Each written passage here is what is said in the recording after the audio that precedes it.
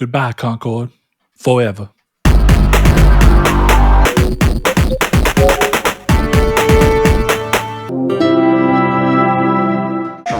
Hello and welcome to Triangle Square, the PlayStation Podcast. I'm your host, Brett Beck, and alongside me, as always, is one Mr. Chris Figs. Chris, how you doing today, bud? Just great. How are you? Doing okay. Ready to get done, if I'm being real. Not in a bad way, not in a rush way, but just in a, I want to get done so I can tell my daughter goodnight and all those great things that come with, being a parent and having responsibility. But before all that, we have an episode today full of some interesting things. We have Chris finally talking about his new Dragon Age experience. You know, Chris is a big Bioware lover, so we'll get to hear his impressions on that. Also get some impressions on the new Call of Duty. Continue to run down my Persona 5 Royal, my drop into the madness that is Persona 5 Royal. We're going to get some questions from some listeners about Atlus games and about the some betas that have come up. We're going to talk about Hogwarts Legacy's sequel and what it seems to be the case on that. And of course, the PlayStation 5 Pro is right around the corner. So we're going to talk a little bit about that. And then probably the biggest news and one of the more surprising for a lot of people is going to be the closure of Firewalk and the permanent sunsetting of Concord. But we're going to get into that in a little bit. Before, we're going to remind you that if you like what you hear, consider subscribing if you're watching on YouTube, or follow us on whatever podcast service that you use to listen to us. If you want to be part of your the ability to reach out and ask for any topics or questions, please follow us on our social media.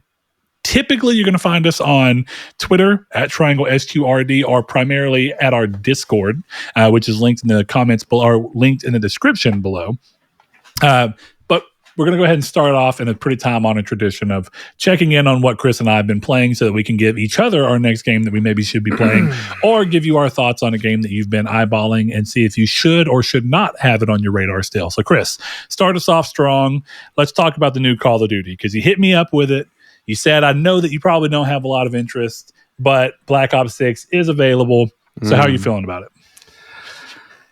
It's good. I really like it. I'm having a lot of fun with it. It's interesting. I don't know where I'd fall if I'd played like Cold. I think this is my first one since Modern Warfare 2. Okay. And like it's interesting watching like the scuttlebutt around it of people being really upset with stuff, and I'm like, this is fun. I'm having fun, Like I've been having a really good time. Who's the developer this time around? It's a Treyarch Call of Duty. Treyarch. Well, the reason I primarily asked is, wasn't last year's also, didn't it end up getting taken over by Treyarch, or was it that the year before? I think they helped with last year's, but I think it was mostly Sledgehammer. Okay. No. Or Raven, maybe? Yeah. I think they did something. There's so many studios. Who knows? There's too many studios involved in Call of Duty. Yeah. Honestly, just combine them and name them all Call of Duty and move on. Like the idea that Ubisoft was flirting around with the Assassin's Creed Nexus, where it's like all future Assassin's Creed games would be through this hub that you just open like Netflix, and you just go, I'm playing Japanese style, and it has a name, but you're just playing it through Assassin's Creed Nexus, which is your portal. Well, and that's how Call of Duty works, and it's a good and a bad thing. It's like I feel no pressure to play any mode other than multiplayer, because it's a DLC trophy list, so it's not a new list, and it doesn't have a platinum. So I'm like, okay, whatever. I'm not going to play the campaign. I'm not going to play the zombies. I'm just going to play multiplayer. Level up. You answered my other question. I was going to be curious if you had played any of the campaign, because I know you have a strong pull towards multiplayer with shooters, but I didn't know how often you typically played campaign in Call of Duty. I mean, is that something that you actually mess around with here and there? Because I feel like I remember you suggesting Modern Warfare 1, the 2018 one or whatever, to me, and while I never got around to it, I felt like I remembered you being one of the many people telling me that that's a good campaign. It is, and I've played almost all of them, but the reality is like a lot of it was like, oh, I'm going to beat it on veteran, get the platinum, learn how to, that kind of stuff. And with this one, I was not going to buy Call of Duty. And then my brother, who doesn't really play video games, bought it. And I was like, if you play it with me tonight, I'll buy it right now. And that's basically like the way it happens. So we'll get it right now. And But yeah, in terms of the game though, I'm just having a lot of fun. Like I'm running around playing hardcore, get filtered Stingray. But I'm running around like we play hardcore because like it's a thing in my family where we all just see who can get the pistols fully upgraded first. I'm winning. So yeah, you just run around, you play hardcore, everything's one shot kill. It's fun. I like it. I like a lot of the updates to it. I think the Omni movement is something that like you don't necessarily feel all of the time, but like I don't know. It sounds ridiculous to say you can run in any direction and have that feel like a change, but like I feel like until you see it, you don't necessarily think you can't in other stuff. You know, because I was about to say conceptually that doesn't sound, and I think to your point, right, is that conceptually that doesn't sound like a selling point. That sounds like taking the fact that you can move in any direction and repackaging it as a buzzword. But I'm assuming there's something actually going on here. Yeah, well, because I think if you look at a lot of games, it's usually like you can really move in 8 ways, right? You can move forward, backwards, left, right, and then the diagonals between it. But like you can't move in between those things. And I think in Call of Duty, you really can. Like, even if you look at something like Dragon Age, like your character is going straight, and then he's going left, and then he's going straight, and then he's going left. There's no real, like, he's going 33.7 degrees to the left, you know? And in Call of Duty, it feels as though you can do that. And I believe that's what the Omni movement is really about, is that you can move in any direction. Go ahead. Well, just so I'm following, is the Omni movement specifically a relatively new feature to either this game or maybe last year's? It's a new feature to this game. Okay, gotcha. So that's the thing I think is like it's a very subtle thing because a lot of games simulate going in any direction pretty well. But if you really think about it, it's a lot of like it's you really only go diagonal or left, right, you know, and straight. So for this, it feels interesting where you can kind of do all of that. You can dive and be shooting while you dive and kind of turn your whole body around. So I think there's a lot of interesting stuff in that way. I mean, that all sounds pretty interesting. I think a lot of what's kind of getting me is when I really think about movement in gaming from a more backed up perspective, I think a lot of time it's the illusion in games that you're moving in any direction. Like as soon as I actually start to think about it, I think in most games you're really moving forward or backwards, and then you're just turning the camera. You're really technically, as far as the game is concerned, it treats it almost as though you're running straight at all times. Yeah. It doesn't really matter. And all you're doing is changing your window of what you see. And it's not really that your character or whoever you are is literally moving in an odd way.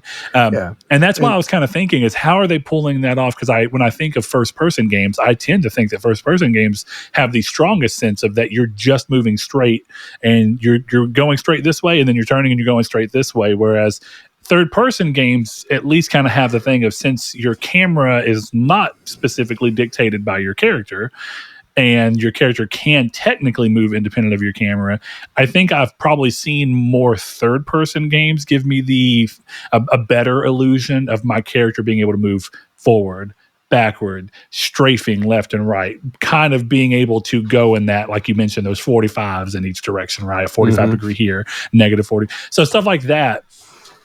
I think it's almost hard to conceptualize truly having a playable character move in any direction, you know, essentially being unbound by a sense of what angles you can move at. Yeah, I think the biggest way, and again, I'm a layman, I might be completely wrong when I talk about this. Oh, sure, sure. The way I've seen it is like, so if we're looking at a clock, I can be running to 11 and looking at 1 o'clock. Okay. And I think that's the difference where like even in past Call of Duties, if I was running to 11, I was looking at 11, you know? And that's what's really cool with the sliding and the diving, right? Is that I can slide forward and while I'm sliding forward, turn around and shoot you from behind me. Or I can dive in the air forward, but shoot behind me, you know? So those are the kind of things that make the movement feel a little bit different. But in the end, it is still a lot of running straight. So, like, well, it's because just small because the things. opportunity exists, I think the other thing is you've created an opportunity for players to take advantage of this. The question is, are most players going to take advantage of it, or is muscle memory going to fall into them where they're so used to playing Call of Duty that the vast majority of the player base who aren't, for lack of a better word, the gaming word of sweats, they're not going to think about how much more beneficial it is from an actual tactical standpoint. And so most people are still going to fall into the, I run straight. I look at the direction I'm running. I think you're not wrong. What I'm finding in this game, like I've been playing Call of Duty so long that they're on the third game of the reboot of my first Call of Duty. So that's how long I've been playing Call of Duty. And in this one, like it was always something where, like, if you were to slide and see someone, you'd instinctively hit the stick to turn, but wouldn't necessarily turn, right? And I think the difference is and that's why I think it's subtle to people, right? Because in the past games, you'd slide and you'd try and turn, but you quote unquote couldn't get there in time. And the reality is, like, the slide animation hadn't really finished enough that you could turn your full body. And so you have, I think what you're saying is a little bit mitigated by the fact that as a player, your instinct is to already try and make the movement. It just didn't work. Whereas now, if I slide and I see you to my left, I can turn my head and I will kill you if I'm good enough. So this sounds an awful lot like The Last of Us 2 kind of did this, and so did, was it For Honors, the Ubisoft title, where it was all about dynamically changing animations so that you're not locked in. Because I think the previous Call of Duty still had great animations, but I think a lot of those games have locked things. Like you said, you're sliding, there is a set time for how long that animation takes, and it doesn't matter what you do, that animation has to finish before the next one can start. And I think what I'm hearing here is that it will dynamically choose from a bank of different points of animation in order to fluidly change to the direction you're going. I'm sure there's still a little bit of a delay with that, because even if you were to do that in real life, right? If you were going to jump and twist yourself, there is a delay there. But now that delay is actually, that delay is more because of the physical time it takes for the animation to be moving that way, instead of you waiting for an animation to play and then switch. Right. Because my experience in the old Call of Duties was like, I would play aggressively and I would slide, and if I slid into someone, I was dying unless they were bad.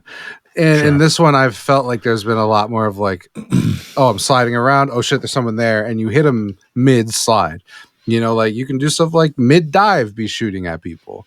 So I think what this really, though it feels weird to say, but to me, it made muscle memory I had for something that didn't work. It made it work. Suddenly work, yeah. And so that's basically the way. Last question I kind of have on Call of Duty, because I mean, of course, you're talking multiplayer. I mean, and I think you've done a good job of kind of explaining the kind of things that people can expect from a multiplayer. Ultimately, knowing that these are the more prominent changes if you're familiar with Call of Duty at all. But this is more of a curiosity of where you are, because of course we're moving into an ever more live service focused game world, and we talk about that all the time, and that's not inherently a good or a bad thing. But I noticed that I talked to one of my buddies who I work with, who's very big into Call of Duty, and he plays a lot of Warzone. And so I asked him if he'd gotten the new one. He said he did, and that he'd been playing it, but that he kind of wasn't feeling it as much, because it's, I guess, the way that Warzone typically works for Call of Duty is that the new entry comes out, but Warzone doesn't fully integrate into the new one until a few months after launch. And so he was kind of like, it feels pointless because, and I was like, I'm assuming you're just grinding camos. He's like, yeah. He's like, but I don't really have a lot of motivation to do that. I was like, okay. But I know that you're someone who kind of seems to have a much longer history of liking both, whereas my coworker, he's very much gotten to the point where he's focused into the live service aspect with Warzone. So are you actually kind of liking the specific this game's multiplayer suite and kind of going to stick with that, or is your goal long term to just use this as a rather, I guess, as a launching board into the Warzone update once it hits? Or because I don't ever feel like I hear you talk about Warzone, so I kind of view it as you treat this like a traditional multiplayer game. It comes out, you play it, and then you have your fill of it, and you're like, that was fun, and you move on. Yeah, that's why I buy Call of Duty to play the multiplayer. Warzone, I would by no means say Warzone is bad. But the big thing for me is like I chose my live service battle royale long ago and I stopped playing it.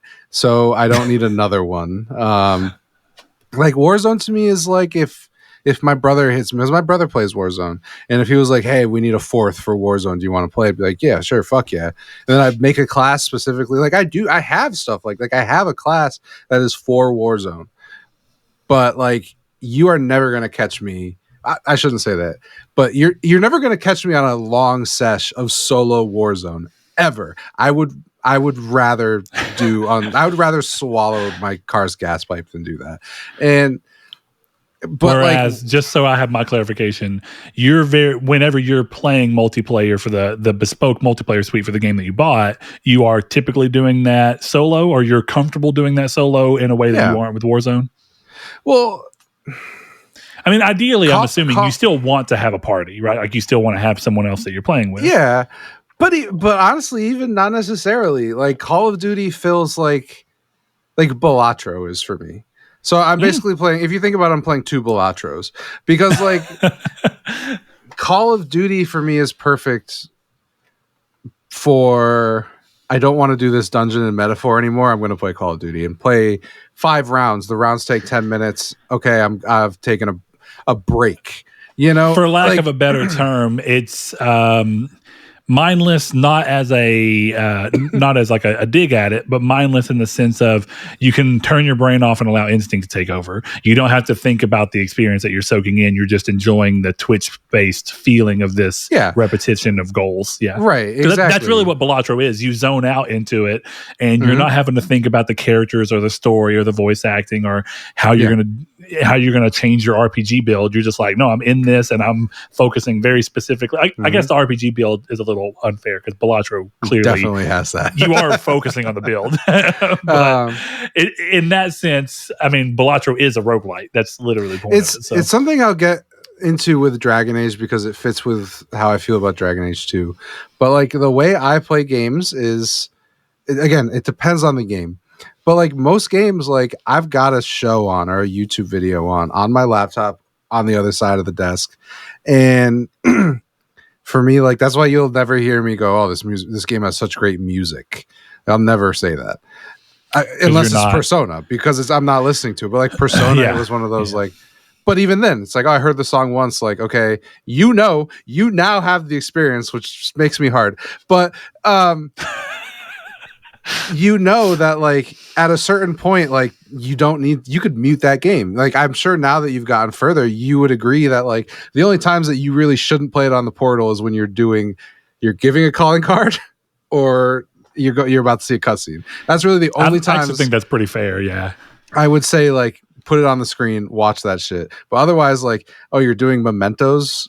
Put on a fucking movie or you're insane. Sorry, Blake, but.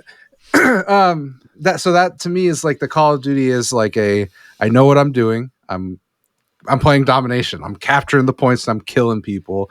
And I think the difference with Warzone is it's like you're paying. Warzone is a game where you have to be more invested than really anything else. It was a lot of why like. It's funny because if you look at like Sean and mine playtime in Apex, we're almost the exact same amount of hours because we basically only played it together. Because it's a game where you have to focus, you have to hear stuff, and you have to be always on the like. In a battle royale, there's always going to be someone around the next corner. That's how you have to play that game, and you have to play Call of Duty multiplayer that way too. But the difference is. It doesn't matter in Call of Duty multiplayer because if you die, you will be alive again in less than a second. And in Warzone, that's a whole new start.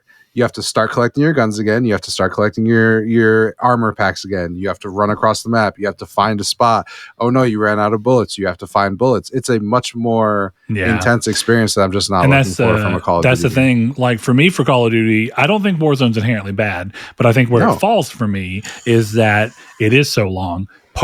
Most of the time when I get really into multiplayer games, it's because of their ability to be quickly repeated and then also quickly dropped off of. The problem with Call of Duty is like if you're hopping, or for Warzone specifically, and games like it, and why they tend not to do well for me, it's that they feel like a 30, 45 minute commitment that is very hard to get out of, and then there's a ramp, and then the problem is that I don't ever feel rewarded to immediately jump into another one because of how much it takes to slowly build yourself up. Whereas things like Killzone 2 or Resistance 2 or Killzone 3 or Factions, any of those games that I did get really big into their multiplayer, and I know those are all PlayStation exclusive. Let's talk Halo Infinite if we want to do something far newer, just to make it seem like it's not. Space Marine. I don't only love those. Yeah, Space Marine. Great example of a game where when we were playing multiplayer, I really was getting into it. By the way, we should play multiplayer soon.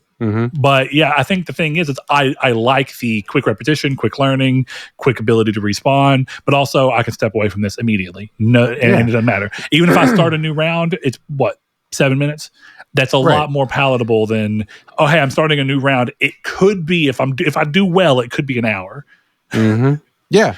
And like, that's not inherently bad. Like I like Warzone. Like if anyone in the audience like sent me a message on Discord and was like, hey, do you want to play around a Warzone? Maybe. Like it's more likely than occasionally not. I didn't mind it. I've had friends hit me up and I'll play with them, but yeah, like me and you have played Apex before. Like no one would sit here and say like you're an Apex gamer, but like the big thing, it's the time sink, but it's just the amount of for me, Apex was a communal experience, right? That was like me and Sean would play Apex. We were good at Apex, so we had a lot of fun. But like Apex, I don't want to play Apex by myself. Are you joking? Like, why the fuck would I want to do that?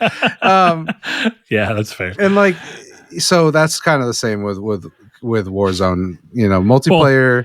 I will always have my rank. I will always be progressing towards something, and that's why I'm a big advocate for battle passes. As dumb as people think they are, for me, it's like Apex would have no progression for me if there was not that battle pass. And sure, I have to buy into the progression, but I get shit for it, so it feels okay. Sure. I actually think that that's a very big similar thing to what Sea of Thieves is. Sea of Thieves eventually hits a point where once you kind of buy through the things that you're interested in that the game comes with, the only sense of progression Sea of Thieves has is a pass that gets you new things you might have interest in, and it adds a sense of progression in a game that woefully lacks one.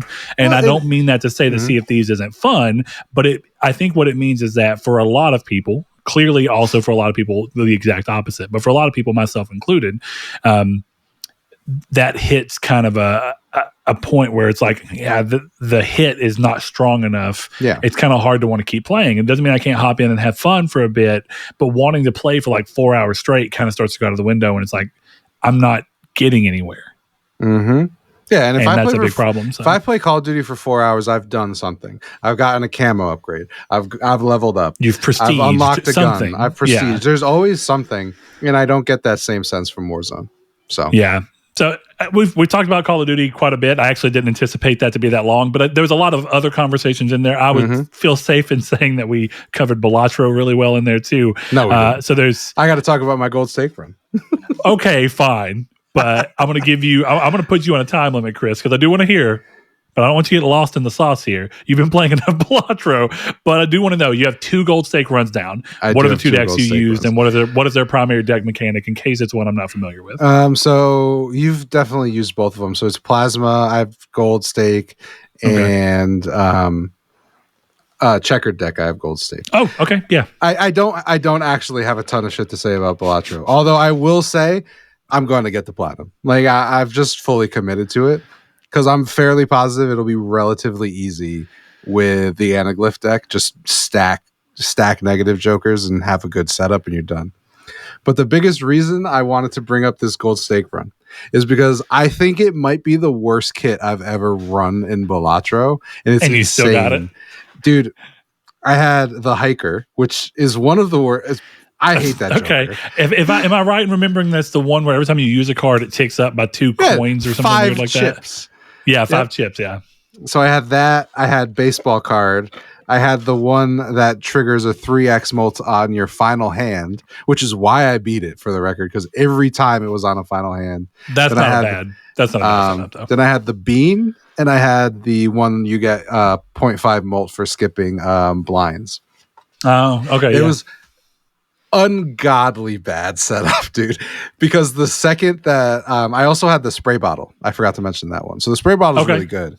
Yeah, but spray bottle is great. The second that I lost the spray bottle, my run ended instantly. I went. What hand were you leveraging? Like, what play were you primarily leaning on? Flush. Flush. I'm a big flush guy. That was my orange steak. My orange steak was better than this one because that's the one where I got. I got to look up the in the thing, but that one I had a really good run on because I had basically turned my deck entirely into diamonds, which has been my strat. So basically, the first time I see this card is disabled, I just start building towards that card. Even in that ante, I'm building towards, like, if it's clubs, okay, I'm doing clubs this game. Because once you get you're not going to get that boss blind again, which means you're right, safe to run clubs. Yeah, you're right. So I ended up with, in my orange steak run, I ended up with a 1.459 E13 in one hand. Jesus Christ. Okay. little round of golf clap for you. But nice. I think that feels safe to say that now that you've gotten your little golf clap and very much killer hands, I'm far more interested in where you're at on 2 games. And I want to pull in Dragon Age first because I really want to get into how far you've made it in your last game, and more importantly, what is your general feeling towards it, at least in so where you are. So let's start with Dragon Age the Veilguard. You are a big Bioware fan. One of the things that I think is of note, when you first came onto the show, despite all, and I'm not saying it's a game without problems, but I really liked Anthem for all of its problems. And I felt like the way that EA approached that game was ultimately really poor. And I think that they just should have been able to tell themselves that they were going to pull the plug on that a lot earlier. And I think they always knew it. They just wanted to kind of save face with the public by saying, we're going to fix it, but then slowly let everyone kind of forget before you go, oh, we canceled Anthem next. And I think when you stack that on top of things like the fact that the last Mass Effect game that came from them, and those are the only 2 games up until Veilguard that they have put out, that BioWare in many ways seem to have lost the way that many people thought made them great. But the whole thing about this game, at least from the reviews, and you can believe if there's conspiracy or not that reviewers were told by BioWare that they need to specifically say a return to form. But Chris, you're someone who has played some of the Dragon Age. It screams fake to me. But you've played Dragon Age 1, you've played Dragon Age 2, at least some of it.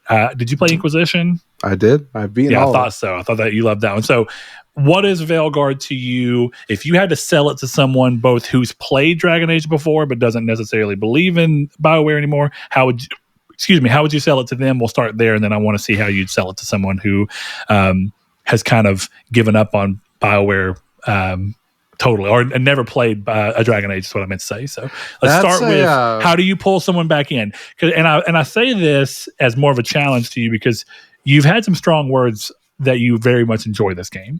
And I'm wanting to see what that is for you. And is it something that you think you can sell to someone else? Or do you think that this is more of a specific to you kind of thing? So so you're starting me on a little bit of a back foot because I don't think I would instinctively recommend this to anybody else.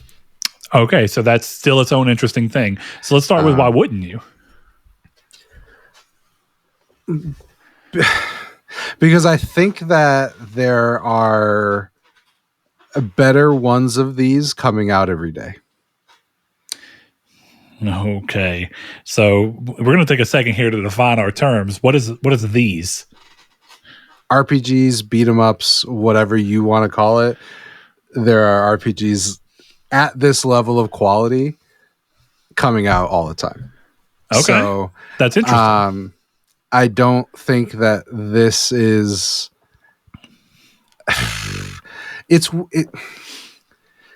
I'm very mixed on it because I really like it, but there are some parts that I think are very annoying. I think that can be obvious, and I have more to say about that. That's more nuanced than trans annoying. It's not that.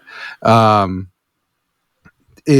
think it's one of those things where playing it is really fun. I think the gameplay is really good. I like some of the story. I like the action of playing the game itself. But like, I think if you look like this game, the biggest problem I have with it is that it's a mature game that looks like a Pixar movie, and so you don't think the art style plays well with the theme? No, I will say this with no hesitation: the art style is fucking terrible. It's beautiful, but the art style is fucking awful. Okay, hold on. I got to get a little bit more on that, because I'm not saying it's impossible, but I want you to kind of paint me a loose picture of how can something's art style be terrible, but the game also be beautiful. And I'm not saying it's impossible, but what's going on here? I mean, are you saying like thematically that the art style doesn't tie, or what? Because let me give you a quick rundown. I think I mentioned it on the show to you, but it might have been something I said to a friend individually. And that is that the gameplay that they showed for Dragon Age during, if I'm not mistaken, one of the state of plays, that sounds right in my head that it was a state of play. It may have been something else. But when they went into that more in-depth where it showed them fighting the dragon, I thought this looks very uninspired. Color and art style wise, I thought it looks very round in a lot of areas. Them going towards all this stuff, kind of having this weird purple neon look that so many things have been going toward. Like I mentioned, Prince of Persia had it, and I felt like it felt out of place in Prince of Persia. And while they scaled back considerably on it, they still used it to market some of Prince of Persia. And I just thought, what is this? Why is this so prominent in gaming? Is it that? Maybe the way to put this is like, have you ever AI generated Mario doing something inappropriate? I haven't, but I can picture it, right? Like you've seen Mario, when AI first started and it was a Wild West, and you see like Mario shooting up a mall, right? Like, okay, yeah, let's keep going. That's the problem with the game, though. The reason that a Mario first-person shooter doesn't work is because it doesn't fit with the art style, at least in my opinion. So I think when you take a story, without any spoilers really, that's apocalyptic and super dark, and like someone exploded in a cutscene that I was playing earlier, and it wasn't. It gave the art style of, we're trying to make a Pixar movie, made it funny. And I think that's the thing. Like, I didn't go into Dragon Age for funny. And I think when again, my characters look like they would be in The Incredibles, I don't think that sells you on the story you're trying to tell. You know, literally there was a guy who was supposed to, I think he's an elf, and he looked like fucking Italian Ralph Macchio. And I'm like, this is fucking insane. You know, and like look at the look at the Kunari in the old games and look at them now. And I think the Kunari is a very weird change, definitely because they want this game to exist in the world of the previous games and with characters from the previous games. And I'm like, how do you pull this? Yeah, and I don't know that means games should never be able to evolve their art style, because I think that like you can look at a series like The Witcher and clearly see that the art style was evolved, but it was always trying to build off of a similar base.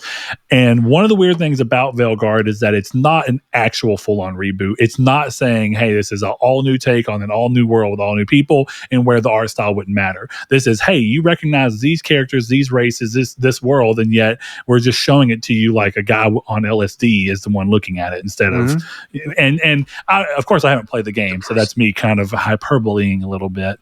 But you know, when you think about some of the things that happened in the first game, second game, and even Inquisition, it's kind of like this doesn't, and that's kind of why I thought you meant like maybe thematically or tonally, the art style doesn't fit. And I think yes, that's true too.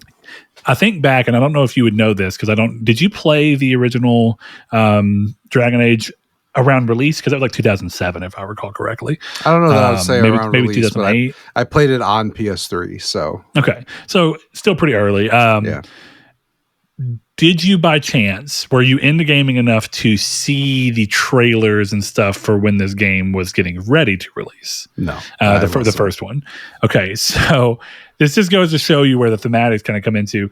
There's a for lack of a better, there's a commercial for the game which has Marilyn Manson's "This Is the New Shit" playing while like hordes of enemies are like running through this forest battlefield, and you see some of these different warriors and stuff, and there's just axes going everywhere and blood going everywhere, and it's just playing this, you know, this very metal song, and you're like, whoa, what the fuck? And like tonally, I remember being like, this feels very adult. Then you play the game, and guess what? The game feels very adult, and you're like, okay.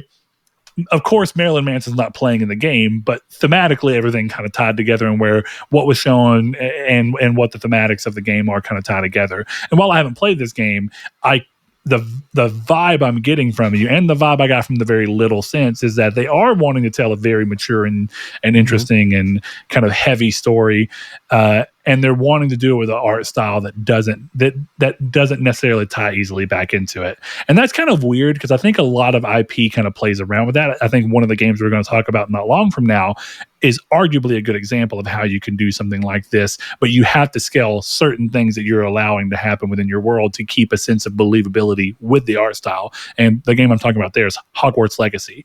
I think does a good job of allowing a lot of things to happen, being able to kind of go dark or at least interesting and deep with its story, while never completely betraying its sense of the sense of the IP's aura, for lack of a better term, right?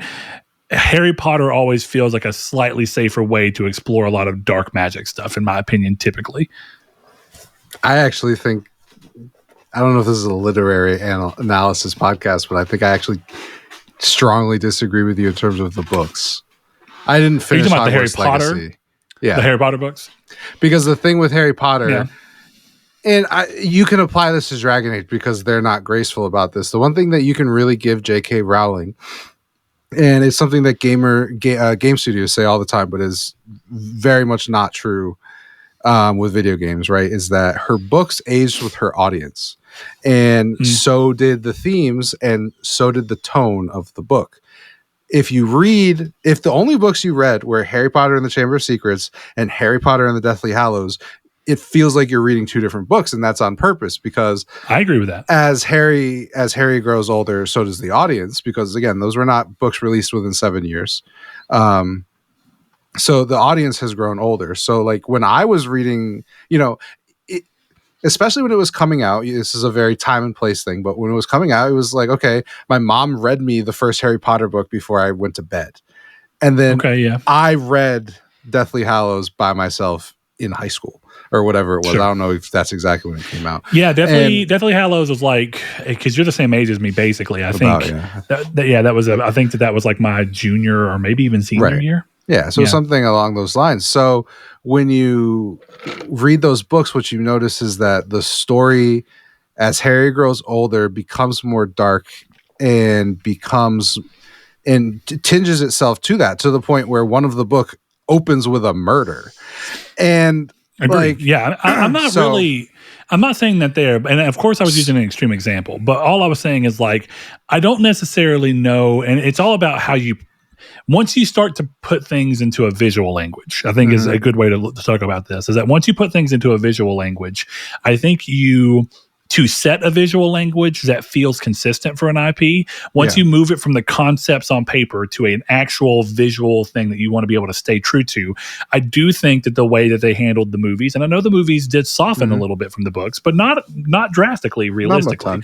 And what I'd say is that I completely agree with you. I think even if you watch the first Harry Potter movie and then you watch the last one, you'll also be like, wow, these are very, like, tonally they're very different because of course they aged. But I think one thing you can tell is that there is a visual language that stays true from the first to the last. And that's because they kind of knew, like, we're turning this into a visual thing. There has to be a style that we are adhering to and something we don't go past. And we're going to base that off of what are the highest themes of the book, what's the craziest tone that we're going to have, and how do we want to try and pull that towards a slightly, it's basically you're taking the lowest degree tone and the highest degree of crazy tone, and you're kind of pulling both of them a little more towards center so that you can have a little bit more visual coherence. And what I'm hearing from you right now, or at least the way I'm taking it, is that whether on purpose or not, Dragon Age has, for lack of a better term, fallen outside of what feels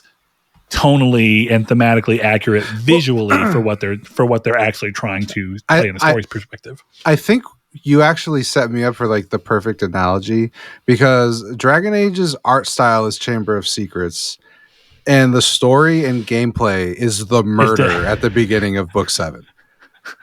And okay, but that's the thing. Like, it's not a bad thing. I just, for the record, like, I think when I say the game is beautiful, it's like landscapes. It's gorgeous. You know, sure. Inquisition holds up surprisingly well. Yeah, it looks saw a friend wonderful. playing it this weekend. I thought, damn, dude, like even character models in Inquisition don't look that bad. Like maybe EA forcing everybody to use Frostbite was a pain in the ass for development, but I'll tell you, Inquisition holds up graphically in kind of an insane way. But yeah, I'm sure that Veilguard looks great, and from what I saw, I think the facial animation looks really incredible. It's okay for the level of game that it is. You get what I'm saying? Because like I'm gonna be real, one of the worst games from what I can tell. I didn't play it, so I won't say that is a true thing for me. But for all the things I could say about what did not draw me into Suicide Squad, the facial animations and shit like that in Suicide Squad looked crazy. Absolutely. I don't think Dragon Age is there, but I think Dragon Age, for the type of game it is pushing pretty far. Yeah.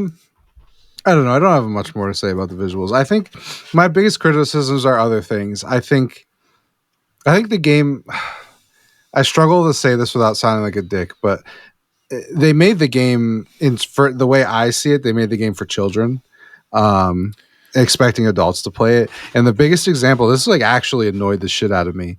And I don't know why, because normally I don't like this, but for some reason, the way they did it just annoyed me. So you're doing this mission where you have to find this person. I won't spoil anything. And this person is putting emblems on the wall, and you're supposed to follow and find the emblems. Now, that in and of itself in most video games would be a challenging thing, right? And again, I don't know why this triggered me so much when I was playing last night, but that's my character, by the way. I figured. So that's like the art style that we're looking at here. Well, the hair rendering looks great, but it looks like I don't know how to describe this. It looks very cartoony. Yeah. That again, it looks like a cartoon, and none of the other games look that way. Interesting. But, back to the quest, right? So you're going through this whole quest, you're doing all of this stuff. The problem is you're supposed to find these emblems, but the game gives you a waypoint to exactly where you're supposed to go. So we talked about why? Okay, now I'm connecting the dots from the Discord conversation about how we were talking about how look, peel back the curtain for anybody who's happens to not be in our Discord or maybe wasn't active. We were talking about sequels to games just for some reason not quite landing, and really it came down to talking about people wanting to I think it came from people talking about Horizon Zero Dawn Remastered, and people were bringing up the fact that they didn't like Forbidden West as much as the original, and I am of that camp. That doesn't mean I think Forbidden West is a terrible game. I enjoyed it. I platinumed it. But I think, as I often say, yeah, I know. Eventually, I got it. I mean, I just had to play through the game immediately again. I took the L, but grabbed the W. You get what I'm saying? That's So look, but hold off. That has nothing to do with my enjoyment of the game. The way I described it is that if you were to compare my feelings at the time of release, I was far more smitten with Zero Dawn in context to playing it when it came out than I was Forbidden West. And I think that the primary reason for that is that Forbidden West took a long time to come out, but it didn't feel very different. If anything, the primary things I noticed that felt different were some of the things that they took away from gameplay. Now, I know they added other things in, like making melee far more viable and exciting. The problem with that is they made, I guess, in order to try and push you towards using the new melee, they made some of the options you used to have at your disposal, from the amount of traps you could carry, the amount of traps you could set, and all that got scaled back. And I thought, well, that's kind of disappointing, right? And then taking the fact that I think that the story didn't feel as strong, it didn't feel as interesting. A lot of the sense of mystery the first game has had was just gone because the game solves the mystery by the end. And I think that's what makes the first one compelling. And then we talked about Ragnarok, and I mentioned that Ragnarok had its own issues. And I rattled those off, but the key thing I noted was that it didn't help that you constantly had Atreus or Mimir or whoever telling you the solution to a puzzle after you've looked at the puzzle for 3 seconds. You walk up, you go, oh, here's a puzzle. And then they go, try throwing your axe at the yellow thing. And you're like, fucking shut up. I could have got there. So that's what you're talking about, is that the game is immediately taking your ability to have fun with the interaction of actually interacting with the world by just being like, here it is. Mm-hmm. Yeah, I don't know. There's a lot of stuff with Dragon Age that is interesting. I don't know. I just want to say about Dragon Age, the biggest issues in it is not the fucking gender shit. It's not any of that. It's that I think in a lot of ways the game appeals to me because I don't feel that I need to pay all that much attention to it. That's not, for me, that does not draw me towards wanting to play it. That's why I wouldn't sell someone on it. Because like I said in our Discord, like I'll probably get the platinum in this game and I will forget it the moment it's gone. But I'm having fun in the moment. And that is in its own way enough. Yeah. In terms of the other shit, just because I feel like it needs to be said, like it's there, it's cringy. It's really not that important. There's like one scene that is truly cringe, but even the one going around now with like where you can become transgender, like I'm sorry, dog, that is a dialogue option that you do not have to choose. The game does not force you to choose it. The game doesn't even force you to engage with that part of the dialogue scene. Is that the pulling a barf? Yeah, I guess. The scene where she just drops down and starts doing like 10 push-ups.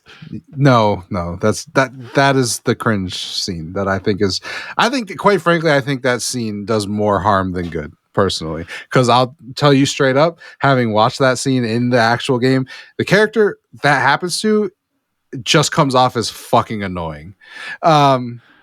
I'm sorry, that's more damaging. But the reality is, having not seen it in context, I can't say, but out of context, at the very least, it feels like the inverse of what I think people usually want, and that doesn't make it a good or bad thing. But just my own observation on it is like, it feels like drawing attention to something by pretending that you don't want to draw attention to it. It feels like being like, hey, people who like motorcycles should be able to ride on the road too, but then constantly like yelling at people that, hey, I'm on a motorcycle. Like, right. And you can, of course, make that far more civil, focused around something that's more societal based. Like, you can be like, look, we want black people or Asian people or whoever these people are to be in a game in a way that just lets them be part of the world. Mm-hmm. And that should be what feels natural. And yet you're putting these in the game, and then you're drawing so much attention to the fact that they're in the game that you feel like it feels way over the top. And it feels like you were doing the exact opposite of what you were aiming to do, which was make them feel included. And I want to tell you something about day-to-day life. We don't walk around talking about how white I am or how much of a man I am or I guess some people might. I don't want to discount the fact that might be the case. I live in a smaller city with not that many people close by. I don't hear people walking around doing that. Is all I'm really saying. So it feels weird. If I was hanging out with somebody, like Chris, if I were hanging out with you and you were just constantly talking about how Puerto Rican you are all the time and like really hammering in, I'd be like, yeah, dude, I get it. You're Puerto Rican and I'm happy for you. But I was talking about baseball, my guy. Right. It's like my mom with any person whose name is Rodriguez that ends with S. She goes, oh, he's Portuguese. I'm like, I don't give a fuck that Mark Teixeira is Portuguese, dog. He's a fucking Yankee and I want him to strike out. And that's, of course, one of the weird things about seeing clips like that out of context is that I have no way to know if they feel as weird as they do in a vacuum as if they feel that weird in the context of the game or not. And it's hard to tell. So I don't really have a strong comment. It feels to me like it's doing the invert. For lack of a better thing, we watched the Carrie 2013 remake, and the entire time I was like, this feels accurate. This feels like people drawing attention to her and trying to do something nice to her. The entire time she's like, this is fucking weird. What are they doing? They're trying to trick me. What is this? And I'm like, yes. If any normal person, I feel like that would be your response. Yeah. I guess, like, to put a bow on it, like, I think you probably know better than anyone that, like, I do believe that representation is important. I just don't. I just don't think that doing it in this way is helpful to anyone's cause, because all it did was make people like bottom feeders like Grums go, oh, the trans agenda is real. And then I play that game who thinks that he sounds like an idiot, and I go, is it real? I mean, did they do this on purpose? So it was just one of those things that, like, I think if I was full throat telling someone to play the game, I would be like, there's some stuff in here that's cringe, but like press circle and skip it. Like, skip it. Yeah, I think my real thing is that it feels like when people write bad dialogue. That's actually the biggest thing I can scream from that. It doesn't even matter what they're talking about. You can take what they're actually talking about in that scene that's circulating, them talking about with pulling a barv. You can take that scene and you can replace the actual subjects of the thing away from trans. If it was anything, it's badly written dialogue, because it's really heavy-handed, and it serves no purpose. In no world would you hear someone talk this way about this thing, because people don't actually talk that way. And one of the big things about writing, right? And like, Chris, I say this because, of course, you know that you and I know I owe you reading something. I'm sorry that I didn't respond to that. I just realized. Apologize. But whenever I do read some of the things you write, I mean, you often talk about what makes something good, what makes something bad. And I think one thing that you've heard me say, not necessarily as a criticism to you, but in general, is like the trick of good dialogue, whether it's being spoken, whether it's being read or anything, is that good dialogue should honestly be something that would never be said in real life, or it wouldn't be like the way people truly talk, because truly talking is full of mess ups and all sorts of things. You want dialogue to feel concise, but you want it to fool you into believing that people could talk that way, and people do talk that way.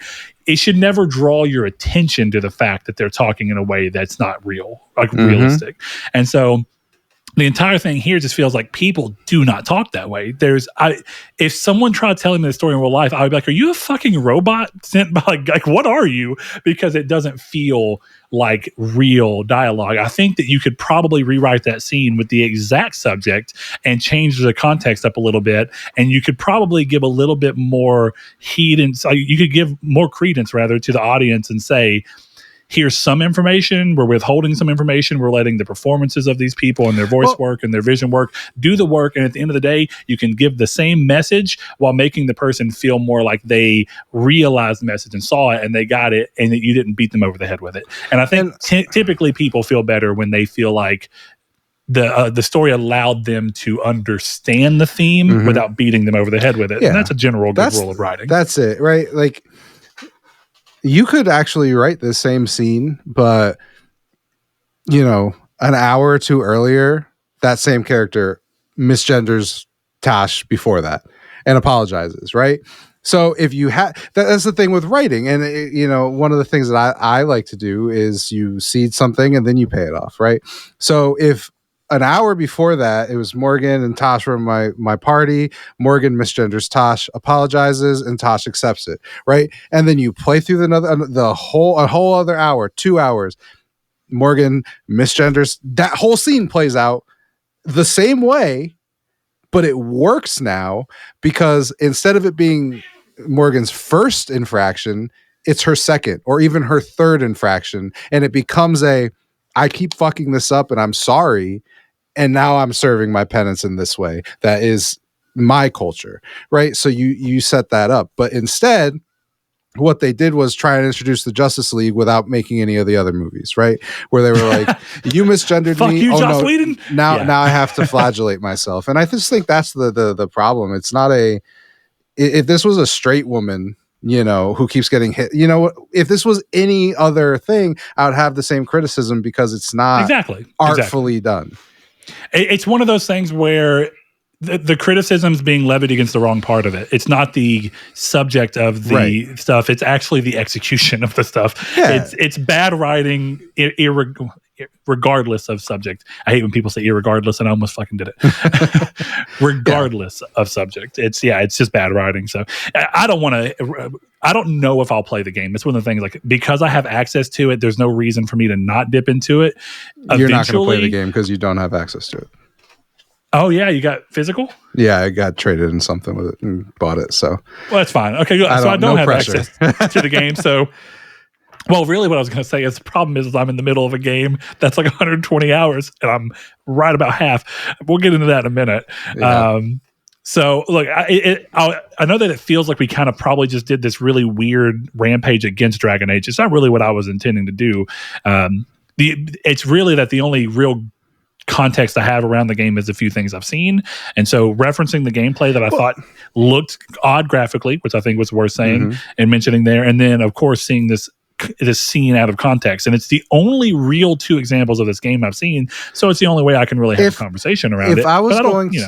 If I was going to talk positively, not to cut you off, but if I was going to talk positively, I would tell you that the leveling up system is really deep and it's really fun. I think in terms of combat, like the way that my mage works is really cool. I think that the shift over to more of a, for lack of a better term, like more of an ATB system is really nice.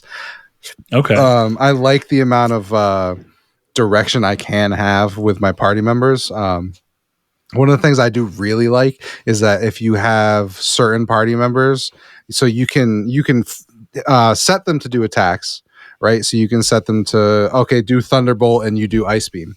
But with certain combinations, if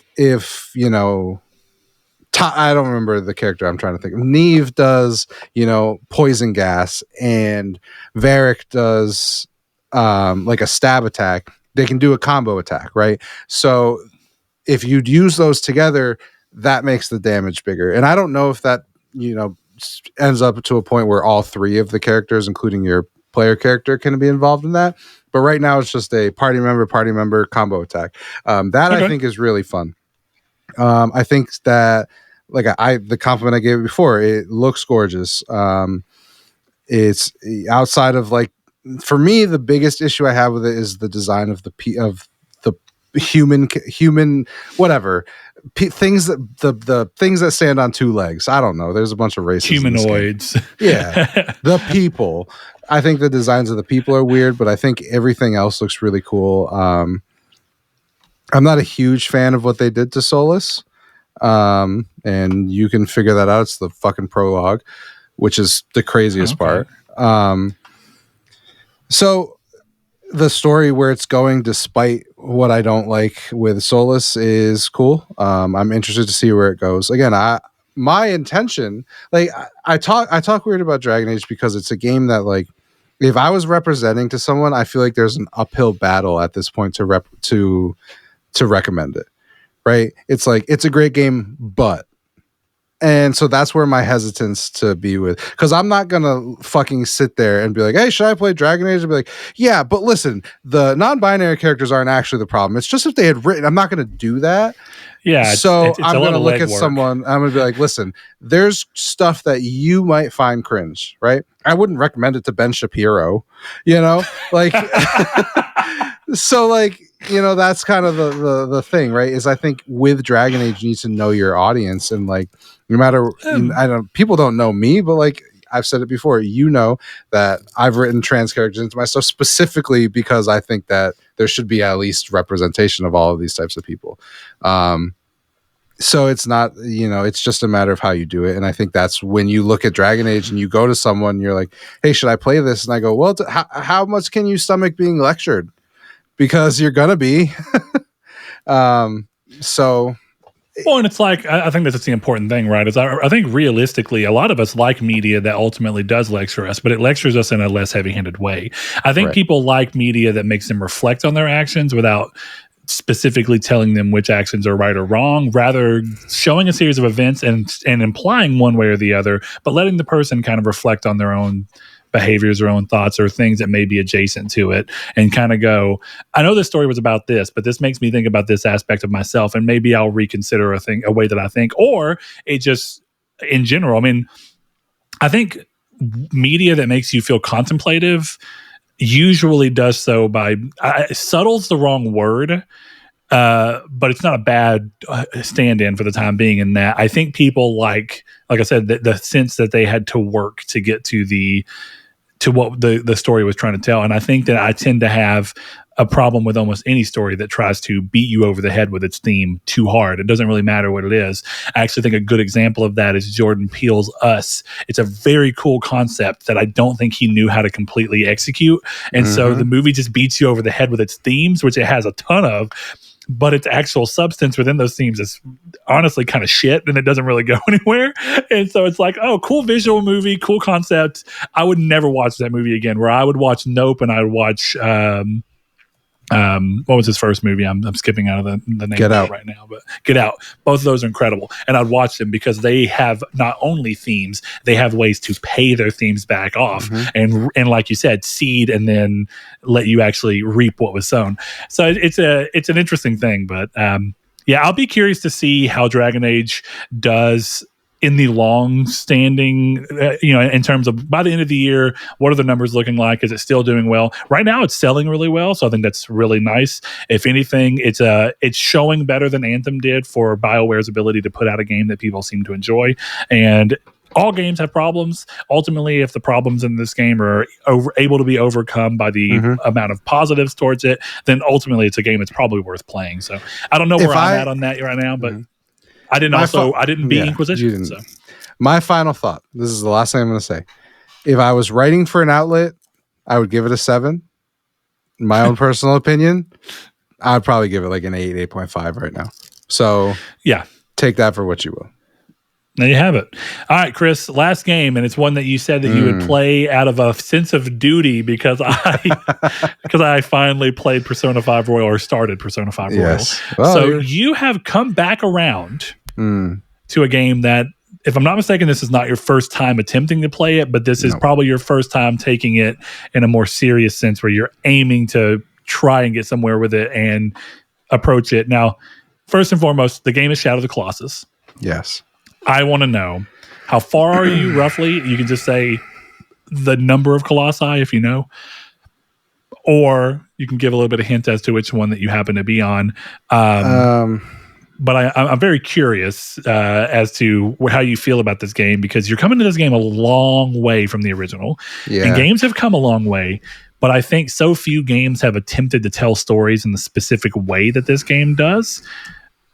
That I'm curious to see how it's landing with you, because I think that in a very different way, this game is very much thematics, and it leaves the story almost entirely to what you want to take from it. It's all about the themes. What do you want to take from the themes, and what do you want to take from the actions, and what do you leave the game with? And I think it works a little bit better in an interactive medium than something like Jordan Peele's Us. Yeah.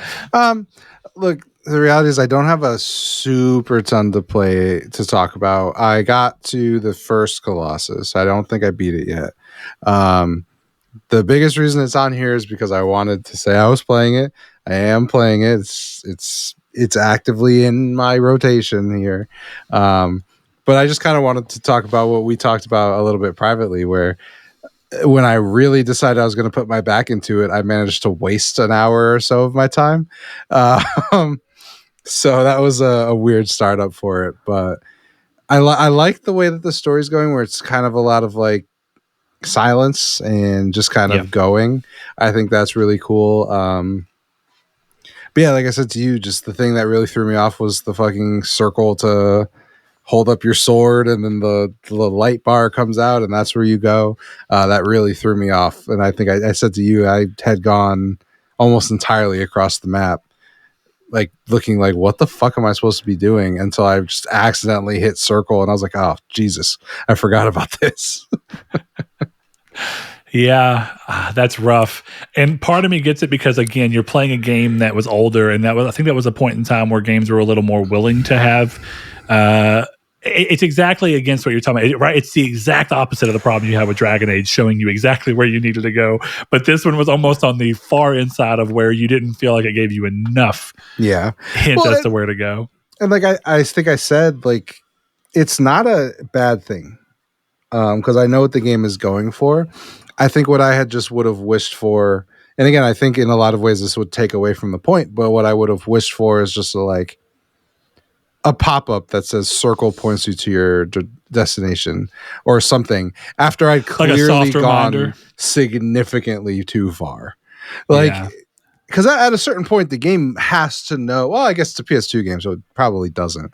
But like most modern games would know where you are versus where you should be, and be like, something's not right here. Unless you're playing like a Skyrim, but like clearly fucking Horizon does this, so it'll just tell you, hey, you're supposed to be doing this. And that's, I think, the only thing I would have preferred is it just to be like, hey, press circle, instead of me accidentally pressing circle. Yeah.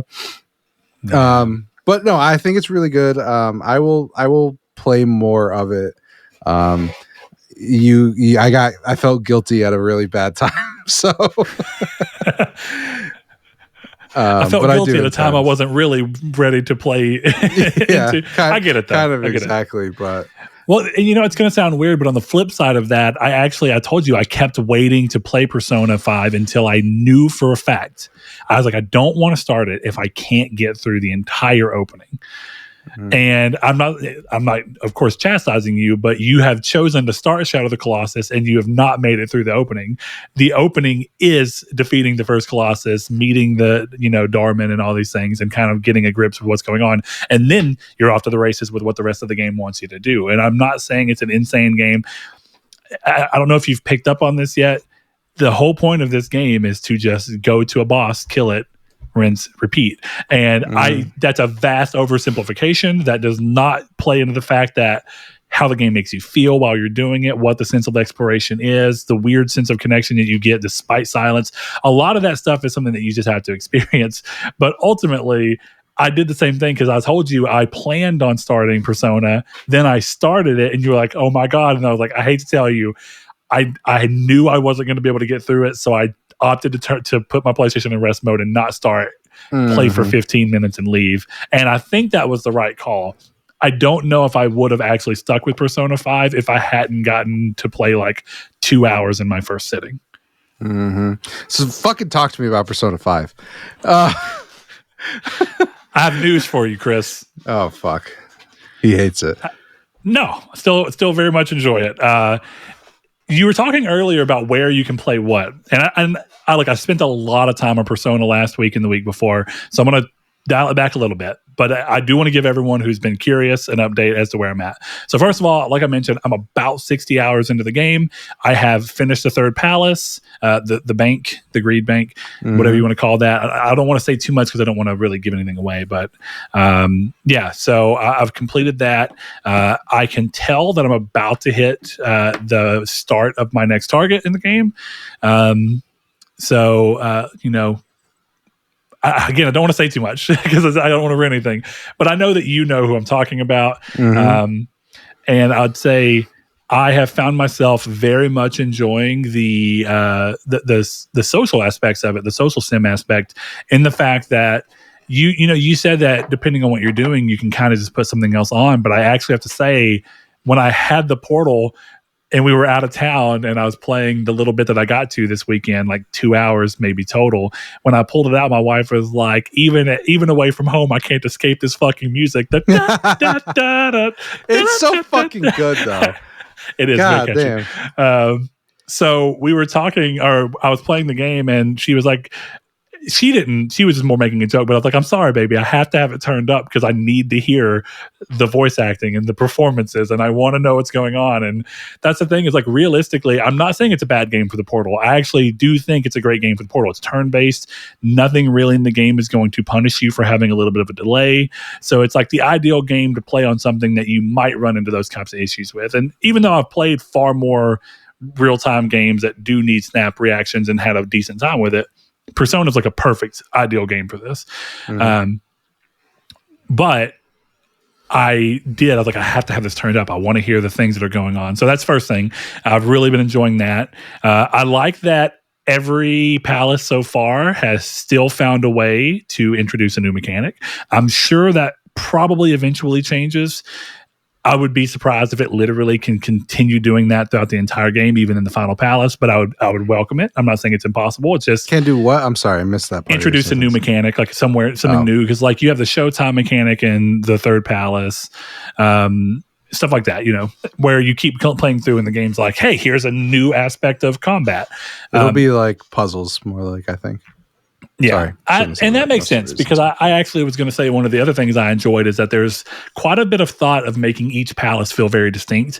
And it's not that I thought that was impossible, but I didn't expect how interesting it is because, like, specifically the third palace, I thought this is a really novel and unique, interesting idea. And I'm sure it continues to go down that rabbit hole. So the last thing I want to update everyone on is that I have decided to go against my forefathers. And since so many people I know took the obvious route of romancing Tay, I have decided against it. We've lost. Team Tay has lost a member. You have lost a member, and here's the thing. I want to explain to you how. If you say who I think you're gonna say, I'm gonna have to send a text, and then I'm gonna be fucking mad. Man! Are you going to say Makoto? No. Even though, I'm not going to lie to you, Makoto was strongly on my radar. After that persona reveal, I was like, Makoto's kind of low-key fire.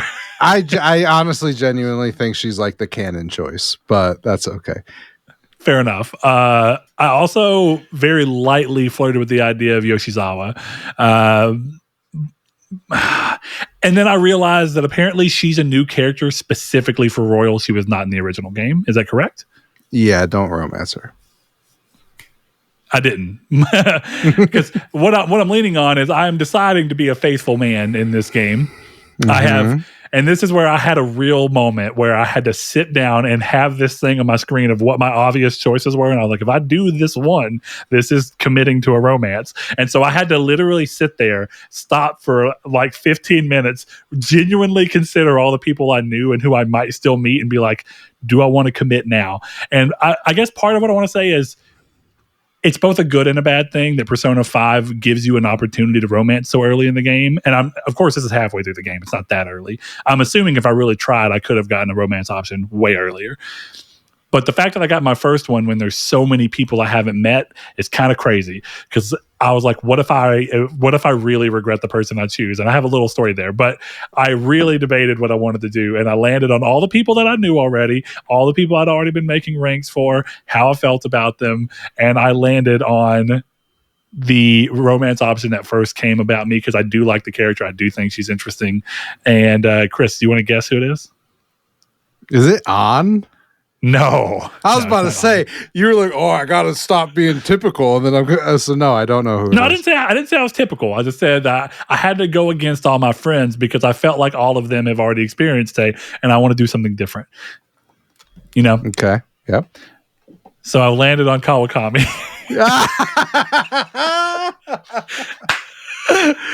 Oh, God. I'll be real with you.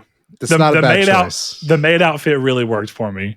It's not a bad choice. Yeah, it's not a bad choice. I genuinely like her character. I think she's interesting. I want to see what continues to happen. And so when the option came up, I was like, I think I kind of want to, but do I really want to commit? And I want to tell you what I did, Chris. I opened up Google and I just searched Tay and I started just kind of looking through pictures of her and being like, I mean, she's clearly a good option. And then I didn't go. And I was like, do I do it? If I do it now, there's no going back. I'm not going to romance anyone else. I know that you can. And then I kind of laughed because after first of all, I want to say is I did the romance option for her, but she's not immediate. She has to come back to you with an answer. So even though as far as I can tell, I'm locked in, the game has not actually led that forward to being a thing that we're doing yet. So more importantly, I kept playing and I decided to finally go to the church and see the girl playing shogi that they've been mentioning to. And as soon as I met her and then went through a couple of days with her, I was like, damn, she's kind of cute. I kind of like her. And I was like, did I make too early, too brash of a decision? And then I thought to myself, and I've become steeled in my position to choose Kawakami. So there you have it. If you've been wondering who my romance was going to be, it has been decided. And I will not be a dog. But yes, my primary three was between Tay, Kawakami, and Makoto. I was very seriously going through all three of them. That's okay. Yeah, that's a good pick. Very, very funny that the game starts the way it does and then they did that. But fine. Agreed. It's kind of nuts. Agreed. It's almost like this guy is bad, but this woman. Yeah, but here's the extra layer. There was zero consent. Realistically, Well, that's exactly it. It's just not that helps. I'm just saying. Well, I guess it does, right? It does. It does, but it doesn't. It's two crimes as opposed to one.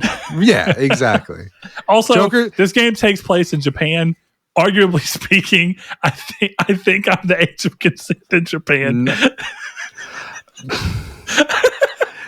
Joker seems very mature for his age. So listen. I'm going to tell you this much.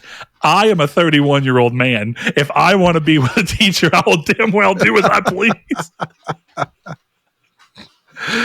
Oh, my God. Well, what's our temperature? You think you're going to finish it at this point? I am 100% finishing this game. God. I feel like fucking Barack Obama right now. Ladies and gentlemen, we got him. Shit. But yes, I'm very, and actually to the point where I want to play the game, and I've struggled so hard to make time to play games lately because I've been out of town a bunch and doing stuff. So it's like weekends where I feel like I would normally pile up on time have just not been there for me. I've had 2 weekends in a row being out of town. Even the little bit that I got to play on my Portal was there. So since I was out of town and I didn't want to rely on the Portal, the first time we went out of town, I didn't take the Portal because I didn't know what the internet situation would be. And so I took my Vita with me. Oh. And I decided that I was like, what do I want to play on Vita? And Persona I was like, 4 Golden. No, though it's not off the table. It's just not right now. More importantly, I was like, what do I want to play on Vita? And the thing that kept calling to me, I was kind of bummed because I was like, man, there's no platinum for that because I already have it. And then I thought, wait a minute. I can just download the European version. And so I am replaying Drinkbox Studios Severed, which I think is one of Vita's absolute best games. I love that game. I think it's very unique. It's an interesting use of the system. And while it's gone on to be on cell phones and Switch and all these other things now, if I'm not mistaken, I think that was one of the first games that was really like, let's really take advantage of what the Vita brings that other game systems have not brought yet. And that's a very responsive, accurate touchscreen. Like, DS had touchscreen, but it wasn't that, Yeah. So I've been really enjoying that and kind of replaying. And, you have that thing where you can remember a game, but since I haven't played it in like 8 years, it's like, wow, I do remember loving this game, but I'm also feeling a new sense with it. So yeah, that's what we played, man. This was a long what we've been up to or what we've been playing.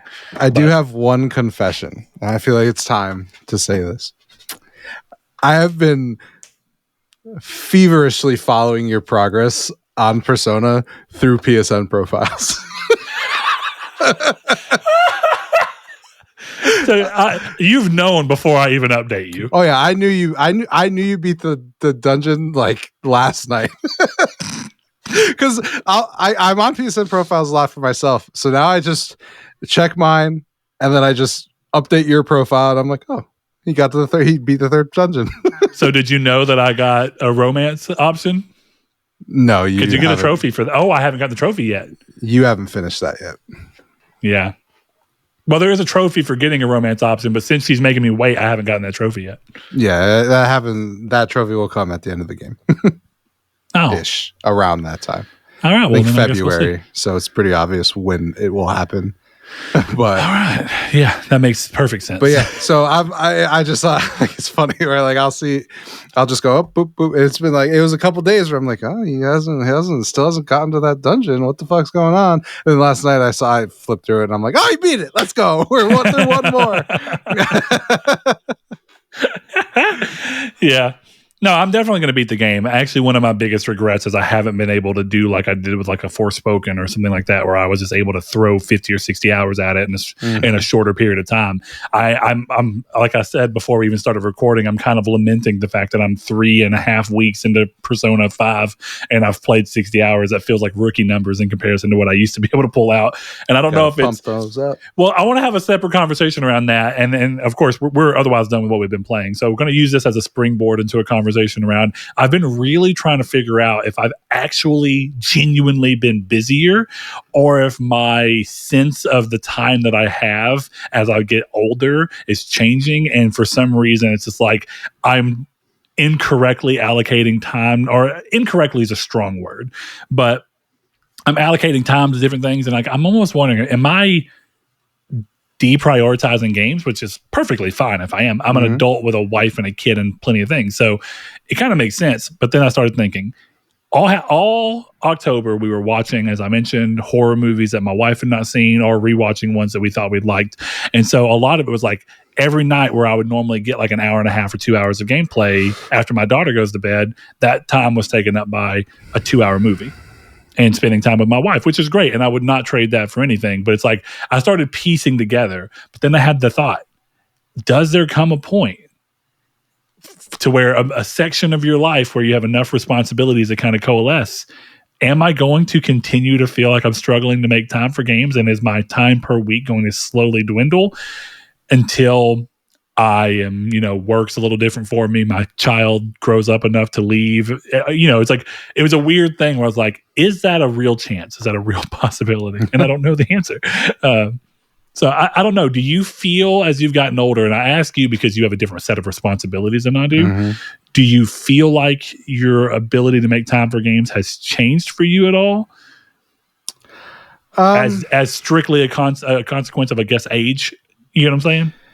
No. Well, I mean, yes and no. I don't know. For me, I'm very much one of the things I struggle with my ADHD is I feel the need to make up for lost time, which is why I don't sleep very well. So, Same. Like the way what my is your brain average works, sleeping amount? Like 6 hours? 3 to 4. That's way worse than me, Chris. Yeah. That is significant. Mine is around 6. Yeah, no. I go to bed at midnight pretty much without fail. I go to bed at 3 to 4 every night. Yeah, we have a different schedule, so I know that. But I go to bed at midnight despite having to be at work at 7. Right. I go to bed at 4 despite having to be at work at 10. So, but like, for me, it's a matter of like, even it's just subconscious that I just make the time. So for me, that's like get home at 10 and then I just sit and play games for 4 or 5 hours and I go to bed. It's unhealthy. I probably should game less. So, but for me, it's always just one of those things where it's like, I'd rather make the as sad as it is, it's like, I'd rather make the progress than get a good night's sleep, I guess. I've been there. So I'm not going to. No, but I also have this weird, like, again, with some of the stuff that goes on with me, like I rationalize very well. So a lot of like the reason I play so much is that like the hope is eventually I won't be able to play so much. So it's like I almost like soak it up while you have the opportunity. Yeah, it's a lot of like I bought this monitor because I'm looking for an apartment, and once I get an apartment, I can't buy a monitor. So I'm like, yeah, it's money that I shouldn't be spending right now, but I'm gonna fucking spend $800, get a really nice monitor, then I never have to worry about it again. You know what I mean? So that's kind of the way I operate with all of this stuff, and that's with sleep too. It's like once I have a kid, I'm not gonna be playing games, and so we'll see. All right. Well, Chris, as a way to kind of butt up against our Persona 5 Royal talk there, we have a question from one of our patrons, RudeDays93, longtime listener, longtime patron at this point. He says, probably more of a question for Chris, but since I am assuming he's either done or close to finishing Metaphor, which I don't know if that's true, but which Atlus game would you recommend first to someone who's never played one? So yeah, I've taken a break from Metaphor. I played like 50 hours in a week. I was good on that. Those are the type of numbers Brett should be putting up. No, I'm just joking. I'm telling you, I'm slacking over here. Had Halloween with my kid. I should have been like, fuck your candy. I got some Persona 5 to play. Let me fuck my teacher, damn it. It's Halloween in Persona. I'm already going trick-or-treating. Yeah. So with me, it's I just needed a break. It was getting to the point where like going into dungeons was monotonous. And I'm like, I like this game, so it's not the game. I've just been playing too much of it. Yeah, and I think that's true of anything, right? Yeah, it's the old adage. There can be too much of a good thing. It's like you're destroying it by overstimulating yourself with it, basically. Right, exactly. Yeah. This is why like I've been making fucking Alfredo pasta every day this week. That is a very bad mental health thing that I have. I made it once; it was really fucking good, and I keep making it because I made it once really well. So I'm hyper focused on Alfredo pasta. I'm not gonna lie, Chris. You've never sounded more crazy to me than just right there. Seriously, you've never done that? That's like a thing for me. Like, nope. I hyperfixate. We've talked about that plenty. I do hyperfixate. That's my thing. But my hyperfixation ends when I feel complete with the thing. And so I guess the difference that we're having is that you made it once, that created this urge, and it doesn't feel complete until you complete the cycle. Is that what's going on? Because for me, it's like, I had killer Alfredo. I'm good. I actually, dude, I have like a crippling thing where I don't want to eat the same food twice. 2 days in a row ever. It makes eating leftovers fucking crazy hard for me. Mm-hmm. No, for me it's I'm a chef, so like I want to keep making it taste better. Fair. So I made it once, I brought it home, made my mom try it, and then I made it again the next day, brought it home, made my mom try it, and then I took our spinach artichoke dip, mixed that into the sauce, and then that was the perfect Alfredo sauce I made. Okay. So it was fucking banging. A little bit of shrimp, a little bit of spinach, some spin dip if you got it. Some heavy cream, some Parmesan, a little cavatappi pasta, some mushrooms. You're in for it. Well, there you have it. So what was the question Chris's you were asking?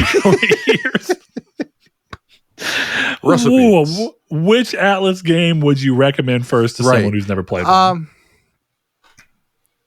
Maybe a weird throw out here, but Catherine, I think, would be kind of where I'd say to start and be like, if you like this art style and this type of storytelling, you would go here, because it's more digestible. It's it's not as long. It's different type of game. If you're asking me which one of their RPGs, I think it's a bias, but I would definitely say Persona 5. Start at Persona 5. Man, they have so many games. It kind of gets like wild to really look at and think about. Yeah, because you have P5 Royal, Persona 5 Strikers, Persona Q2, Catherine Full Body, of course, the remaster of that, Etrian Odyssey Nexus, Shin Megami Tensei 5, Persona 5 Dancing in Starlight, Persona 3 Dancing in Moonlight, Dragon's Crown, The Alliance Alive, Radiant Historia. I remember that. 13 Sentinels, Aegis Rim. Now, did they actually develop that? Jesus Christ, dude. I think so. How many? I'm wondering if some of these are more like they're publishing somehow, some way, but no, Sega's publishing Atlus games, right?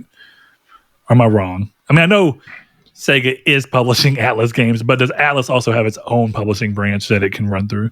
Because this is a lot of games, dude. Sure. King of Fighters, Caligula Effect, which I remember that one. Utawaru Rudamona, whatever. It's a game that was a long-running joke for me and Saul when it came out. We used to do the drop. It's like, oh, how the fuck do you pronounce this? Odin Sphere, Lefthauser. Yeah, there's a lot on here. So either they have insane output and we gave way too much credit to RRG last week and we need to turn that around to Atlus, or something's going on. That's wild. So yeah, either way.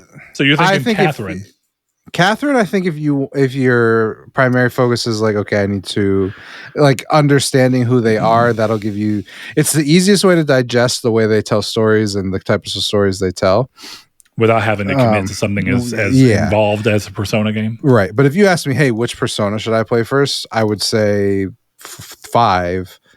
And then if you really want to go back, go to Persona 4 because the story is really good, but it's dated. So again, I think you could make the argument for Persona 4 or 5. I would make the argument for 5 because I'm more willing. I think you would have, like me, just shot in the dark. I think you probably would have fallen off Persona 4 despite how good it is. But I don't think if you play Persona 5 and then you go to Persona 4, you will in the same way. I get what you're saying though, because it's like you kind of have the promise of what it can be, so you're more willing to work through anything that's slow if there's, or anything that might come off as too dated or too janky. But I'm gonna be real. I actually think a lot of Persona 5, and I don't mean this as even a dig. I think Persona 5 looks and sometimes feels like a dated game. It's just good in spite of that. And I don't really know how to say that other than the fact that like Persona 5 feels like a dated budget game. It feels like an old game that was made for like a AA budget. And that's probably exactly what it is. That's not a dig. It doesn't take away from how good the game is. The voice acting is incredible. Even if the presentation sometimes falters, it's never enough to take me out of the moment, and I don't really care. And the best moments of presentation are when it's animated anyway. Mm-hmm.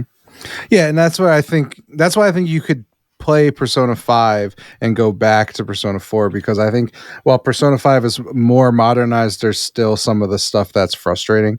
So it's kind of like that perfect middle ground of like, there's a little bit that's frustrating, but most of it is where I expect it to be. Whereas if you play Persona 4, it's like, this is a dated video game. Mm-hmm. And I think you get that less with Persona 5. So if you start with Persona 5 and you love Persona, then you'll go into Persona 4 willing to accept some of the stuff that is annoying about it, with the mindset of, I love these stories, I love the way Atlus tells stories, and I'm going to do this. You know what I mean? Does that make sense? Yeah. There you go. That's your answer, Rude Days. I think it's a good one. I think Catherine's a good one, because actually Catherine was my first Atlus game. Yeah. Yeah. Exactly. So, yeah. But it is a weird one, because I do feel like you're ultimately right in playing this and playing that. I think the way they run about telling stories is obviously very similar in these two, but it's just a lot more long on the tooth in Persona, not necessarily in a negative way, just in a Persona's intention is to build a very in-depth story over a long time. And weirdly enough, I've gotten surprised at how lost I've gotten in some of just the day-to-day shit that doesn't really matter. And I don't even know if it's ever going to come back around. It's just, it's decent. It sounds like I'm being like against it, but I really do mean like it's decent enough writing that even the things that don't feel important feel memorable, for lack of a better term.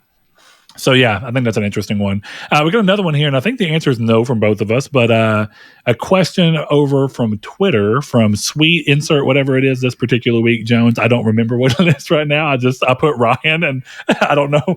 So either way, did you participate in the Monster Hunter beta? What are your thoughts? The answer for me is I have been far too busy to play hardly anything.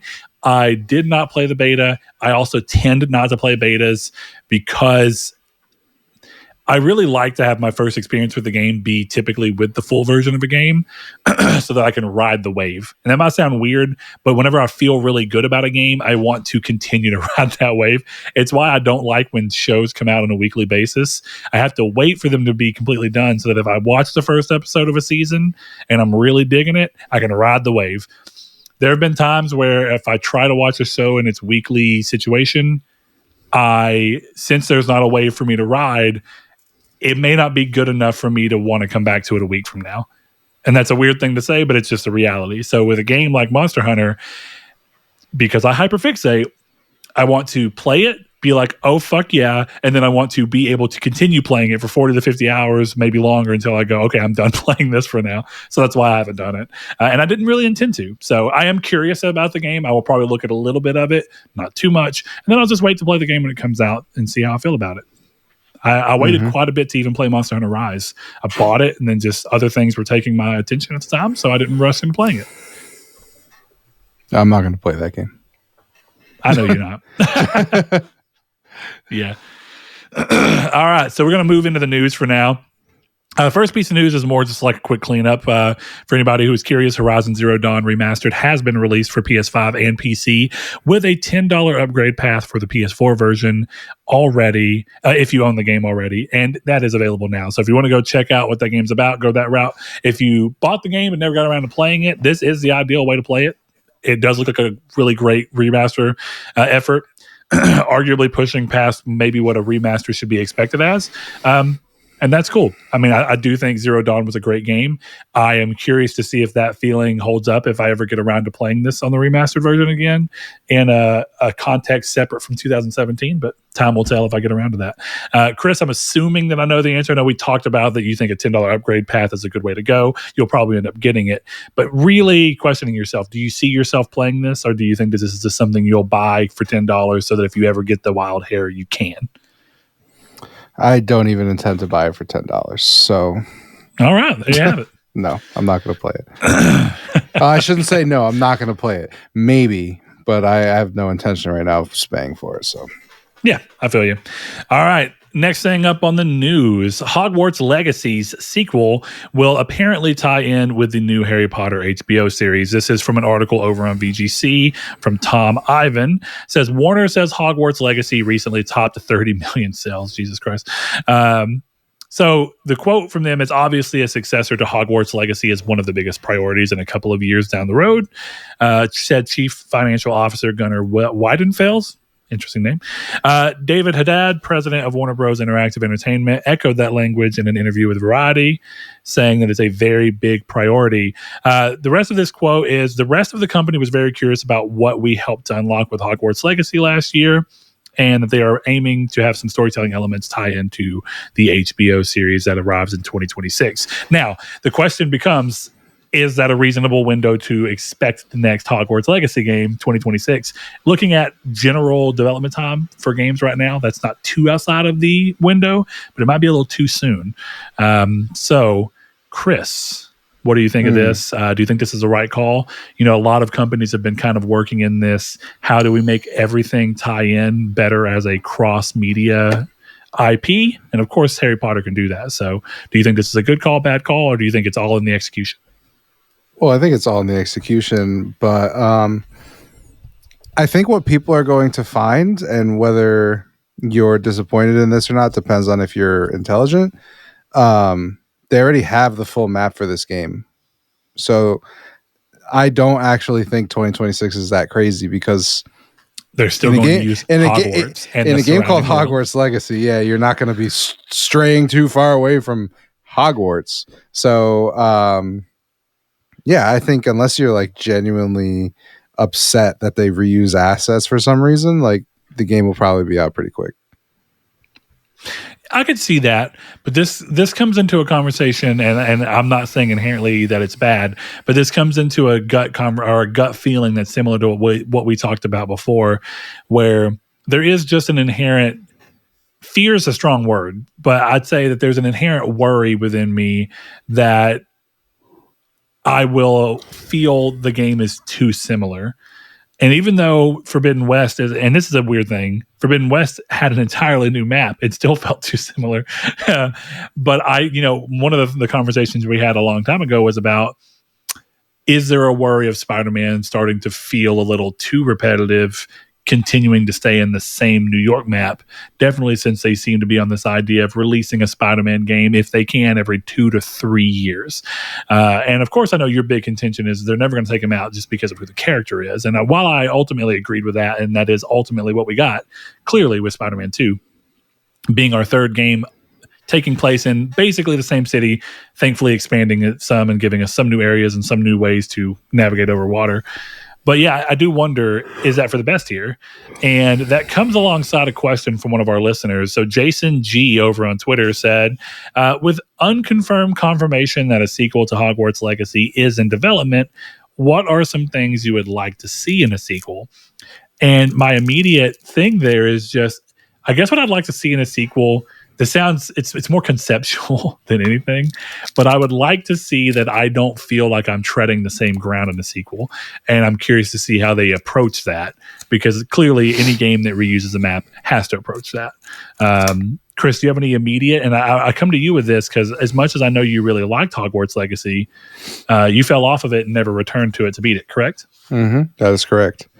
I just hope that they focus less on the Revelio stuff, because I think that's what kind of turned me off, is like I wasn't super engaged in the story, and I got spoiled because can't like the trans hating game apparently, so I got spoiled on the game. So it was one of those like whatever, but for me it was a lot of just like open world filler, and that's what put me off.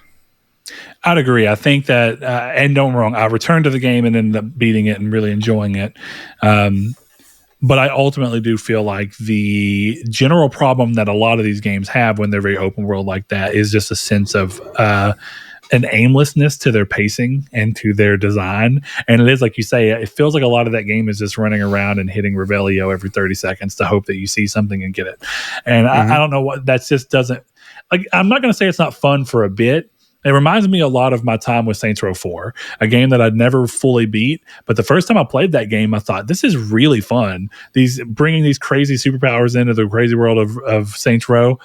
And then after about 2.5 hours of running around and collecting the little things that can help you upgrade, I was like, I was having fun running around this map and collecting these, but this is pointless and I'm not going anywhere.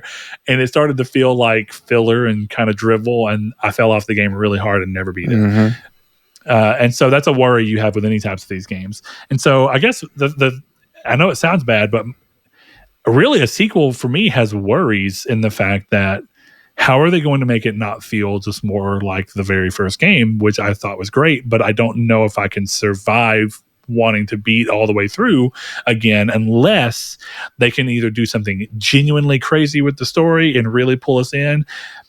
I think what I'd want to see, and I'm not saying this game did a bad job of this at all. I think it did about like most games do. And it kind of is what Chris and I talked about earlier, where it's like the game's trying its best to have a sense of mystery and exploration while also trying to cater to the lowest common denominator. I would hope that this game can somehow pull out the same sense of discovery and feeling that a game like Skyrim has, or even a game like Morrowind. So some of the early Bethesda games where they really put a lot of emphasis on feeling like you're constantly discovering something and being like, wow, what is this? I want to go figure out what this is. Where did this lead me? Oh, and then suddenly you're 45 minutes into a tangent and you're not even doing the thing you initially set off to do, but you're not mad about it. Yeah. And I don't really think that the first game nailed that. It did have it, but it never was a sense that I was always still just trying to get to the next thing. And I know that's me as a player, but I want to feel motivated to get lost in the exploration. And I didn't think that game quite nailed that. Mm-hmm. Yeah, I think really the biggest thing is like, I just want to, if I'm going to be a student at Hogwarts, I kind of want to feel like a student at Hogwarts.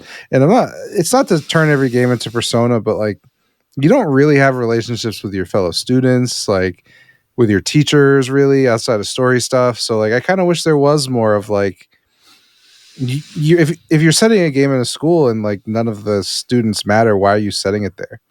And that's kind of the way it feels, where it's like, yeah, I'm not trying to say steal the social link system, but steal the social link system. Like having been more familiar with it, I agree that it fits. I do think that Hogwarts feels like more of a theme park in that game than it does a school. Yeah.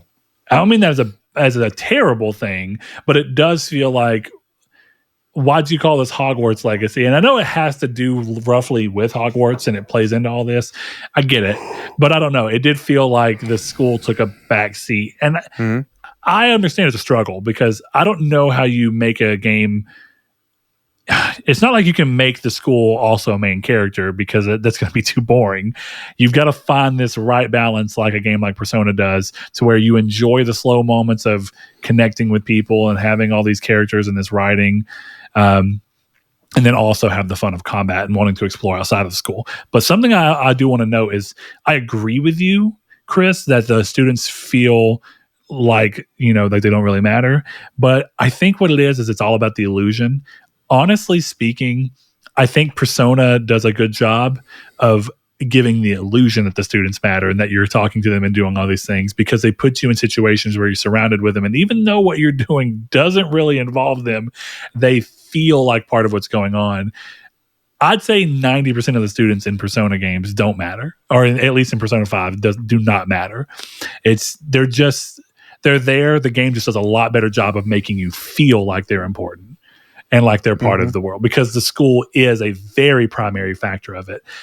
And so even though you run by just as many students as you do in a game like Hogwarts Legacy, the game is constantly putting you in environments like learning in school. I think this is something simple. Honestly, having the game occasionally be like, you've got to go to class. And then you go to class and then you sit through your teacher talking to you, and they can expand on the world, talk about things. You can answer questions. You can have your other students be like, wow, he's really smart. Look at that. He figured this out. Because that's the illusion that ends up being successful in Persona 5. Mm-hmm. So. Absolutely, brother. I don't have much more to say on Hogwarts. I hope it's good. I mean, I hope it is too. Clearly the first game struck it hit very well with a lot of people. I do actually have one thing to say about Hogwarts, and it's you want Quidditch in it? Well, yeah, I want Quidditch in it, but I was right about that prediction, and I was also right, which you laughed at me about, that Hogwarts would be the best-selling game of 2023, and I was 100% correct. I'm not going to say I didn't. I don't remember laughing about it, but I probably did. I mean, if I remember because I held a grudge. So.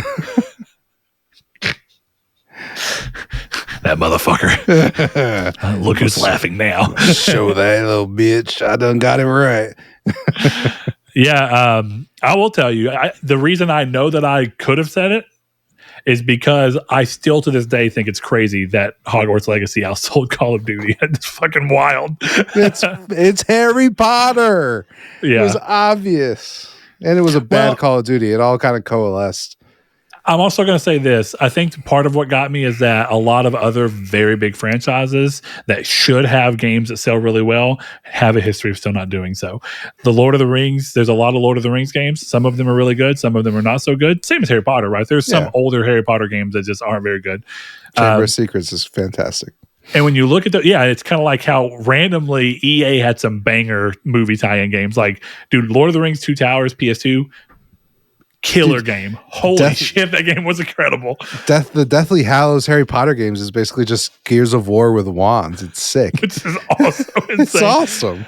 So, point being, there's a lot of IPs. Like, think about Star Wars games, right? The Star Wars games don't necessarily sell like crazy. Like when Star Wars Jedi Survivor came out, it didn't top the sales charts. So I was a little jaded to the fact that Harry Potter, to me, feels like it's on par with like Star Wars and Lord of the Rings in terms of popularity and stuff. And so I guess I just undercalculated how much people were really going to like it. So have it added as you will. I probably said that because I am still surprised at how well this sold. I thought it would sell, 5 to 10 million. I would have never guessed, hey, here it is, 30 million units. Mm-hmm. I also would have never thought Elden Ring would have sold 30 million units. So fuck me. You know what I mean? It's like, clearly, sometimes your intuition's wrong. And I love that because I like that all these games just like crazily defied expectations. Yeah, it's awesome. Yeah, so that's cool to see. Not my expectations, but whatever. Well, yeah, but you know what I mean. General. I'm just giving general expectation. So, there goes the Hogwarts Legacy news. And Jason, thanks for that question. I want to turn that around on you and ask, what do you want to see as a sequel? I know you love that game a lot more than I did. I'm glad I went back to it and ended up loving it. But since it wasn't really on Chris's radar in the same way, I didn't expect him to have too much. And yet, Chris, you still gave a great, eloquent answer, which I think was cool. Oh, thank you. Next thing in the news, I'm not going to spend too much time on, but I think it was pretty cool to see. Indiana Jones and the Great Circle got a 3-hour preview where people were able to just kind of play random sections of the game and kind of look at different areas. The game looks really interesting. I think it looks really good. This is going to, of course, be coming to PlayStation early next year, despite being an Xbox game for December this year. If you want to look into that, please do. But this is sick. I liked Machine Games, Wolfenstein 2. I didn't really like Wolfenstein The New Blood. I wish I would have, but I just couldn't get it to click for me. We've had this conversation, Chris. I don't know. That might be a game I revisit to try and see if it can click with me again, but it didn't. Crazy. But I always lamented the fact that Machine Games was essentially a rebranding of Starbreeze Studios, which made one of my favorite games of all time, which is the Chronicles of Riddick. Fuck. Chronicles of Riddick, Escape from Butcher Bay, and also Assault on Dark Athena. 2 fantastic games. And I think one of the coolest things I've seen about Indiana Jones, and I like Indiana Jones. I'm not the kind of diehard fan that a lot of people are. But it's been really interesting seeing this game and watching some of this gameplay. And this feeling from a studio coming off of games like Wolfenstein and very specific first-person shooters, it's been cool to see this be not just first-person Uncharted, which I don't think would have worked. I really think that would have fell flat ultimately. it's weird seeing this feel like a lot of the design language that came through in the old Chronicles of Riddick game came through here, as well as I get strong Hitman vibes from this game. Like, I don't know how to describe it, but it's like you're walking around, you can interact with things, you're changing clothes so that you can get information, so that you can do different things. It's just, I don't know. I don't know if you had a lot of interest in it, but I think you should at least look at it, because I'd be curious to see if you get what I'm talking about. At times, it almost feels like first-person Hitman, which is a cool idea. I'll check it out. I'm definitely down to play it.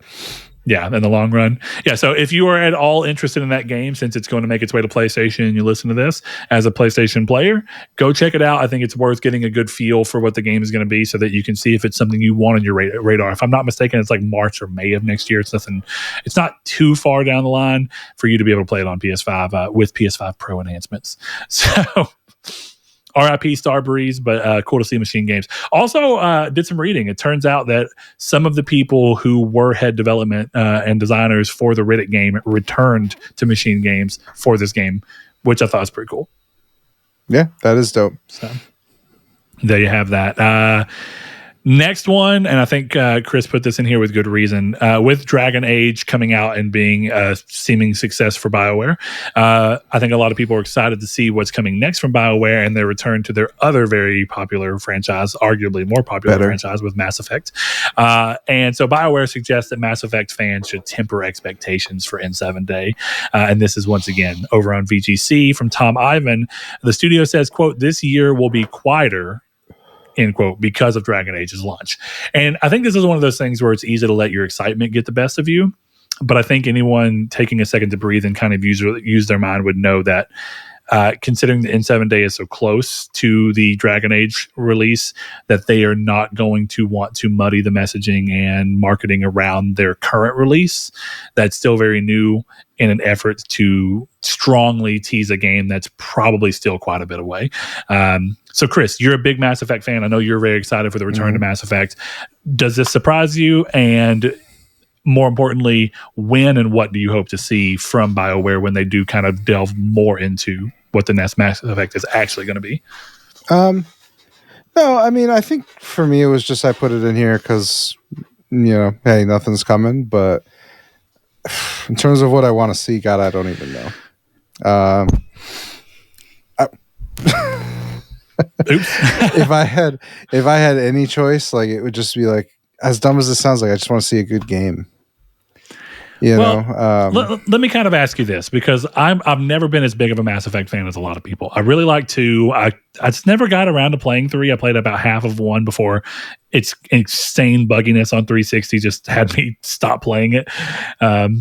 So I'm assuming that, much like a lot of people, you did not really strongly enjoy Andromeda. Did Andromeda just not speak to you as a fan of the series, or were you one of the rare people who still really enjoyed Andromeda while noting that it wasn't as good as the previous games? No, I didn't. I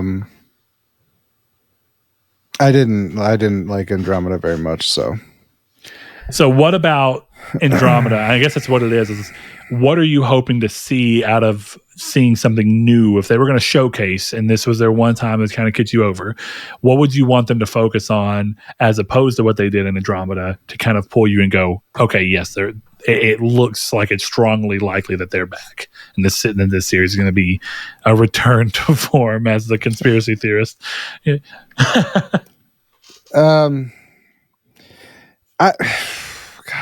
This is going to sound crazy, Chris, but do you really, for you in particular, and I'm sure this is a thing that changes for everyone, do you really want to see a lot of change from 1 through 3, or do you really just want to see more of what they brought with 1 through 3? I would just want to see more of what they brought through 1 through 3. But like, the honest answer to the question is I don't want them to make another Mass Effect. So like, it's a hard question for me to answer. Like, you tried it once, you fucked it up, move on. I don't do it again. And quite frankly, like, I don't want to sit through this fucking news cycle. I don't want to deal with this Dragon Age shit again. It's just going to be worse because I actually truly care about Mass Effect. I like Dragon Age, but I care about Mass Effect. So like, I don't make another one. Like, that's my honest opinion. Is your worry that they're going to further sully, or at least they're running the risk of further sullying the legacy of the series? It's weird to say this about a story set in an unknown galaxy or an expansive galaxy. But I don't think there's any more fucking story to tell that I want to see. Like, what's the story? I already saved the world. How are you raising the stakes? I have to save the world again? Cool. You're a fucking comic book. I don't need it. Like, there's nothing to me. The only reason to go back to Mass Effect is that you have no other ideas. Because unlike Killzone and unlike Resistance, there are no open threads in Mass Effect unless you really like, oh, Shepard did survive, which is probably true. But it's like, so what's next? What's the threat? And we killed the Reapers, who are a life-destroying entity to the point where they literally restart the universe. So again, I ask you, what could possibly raise the stakes? More Reapers? Like, why are you telling me that story? There's really something to be said about, and definitely the length of those games, right? They're far more involved. They have a lot of story. They're very lore dense. So they're going to cover a lot more ground than something like a Killzone or a Resistance, where they're still ultimately just first-person shooters with roughly 8 to 10 hour campaigns for the most part, right? So considering that, I'm kind of with you on this, but I think there's a big question in here, and I fight this all the time, in that I have to. Anytime I think about, I want a sequel to this game, I have to just really stop and think to myself, do I want a sequel to that game because I'm just nostalgic to the feelings I had when the games had something to say and something to do and somewhere to go, and they've wrapped that up and there really is nowhere to go, so asking for a sequel would be asking for a disappointing game? Or, because, I find a lot of the time the games that I usually feel the strongest about wanting a sequel to are games that clearly had tapped threads that they set up, and then they just didn't do well enough to get to pay off those threads. And that's always unfortunate. Like, I always talk about The Order, because that's a game that clearly, whether or not you felt one way about it, that game wanted to do something else and didn't get to go there. And one of the great things about IP that do get to kind of finish their idea, like Mass Effect, is that if they do a good job, you do wrap up all those threads, and you have to go, okay, where else to go? And so I guess the extra question, or the question that's kind of within that, is, how do you think you go about having an IP where it's so strictly tied to a character? Like, do you think that Mass Effect and Shepard are essentially one and the same in terms of the way that, like, are they so intrinsic to each other that you struggle to see Mass Effect without Shepard and the characters from those games? Or do you think Mass Effect could really be an IP that exists as a set of themes and tones and sci-fi stuff, but you can do it with new characters like they tried to do with Andromeda?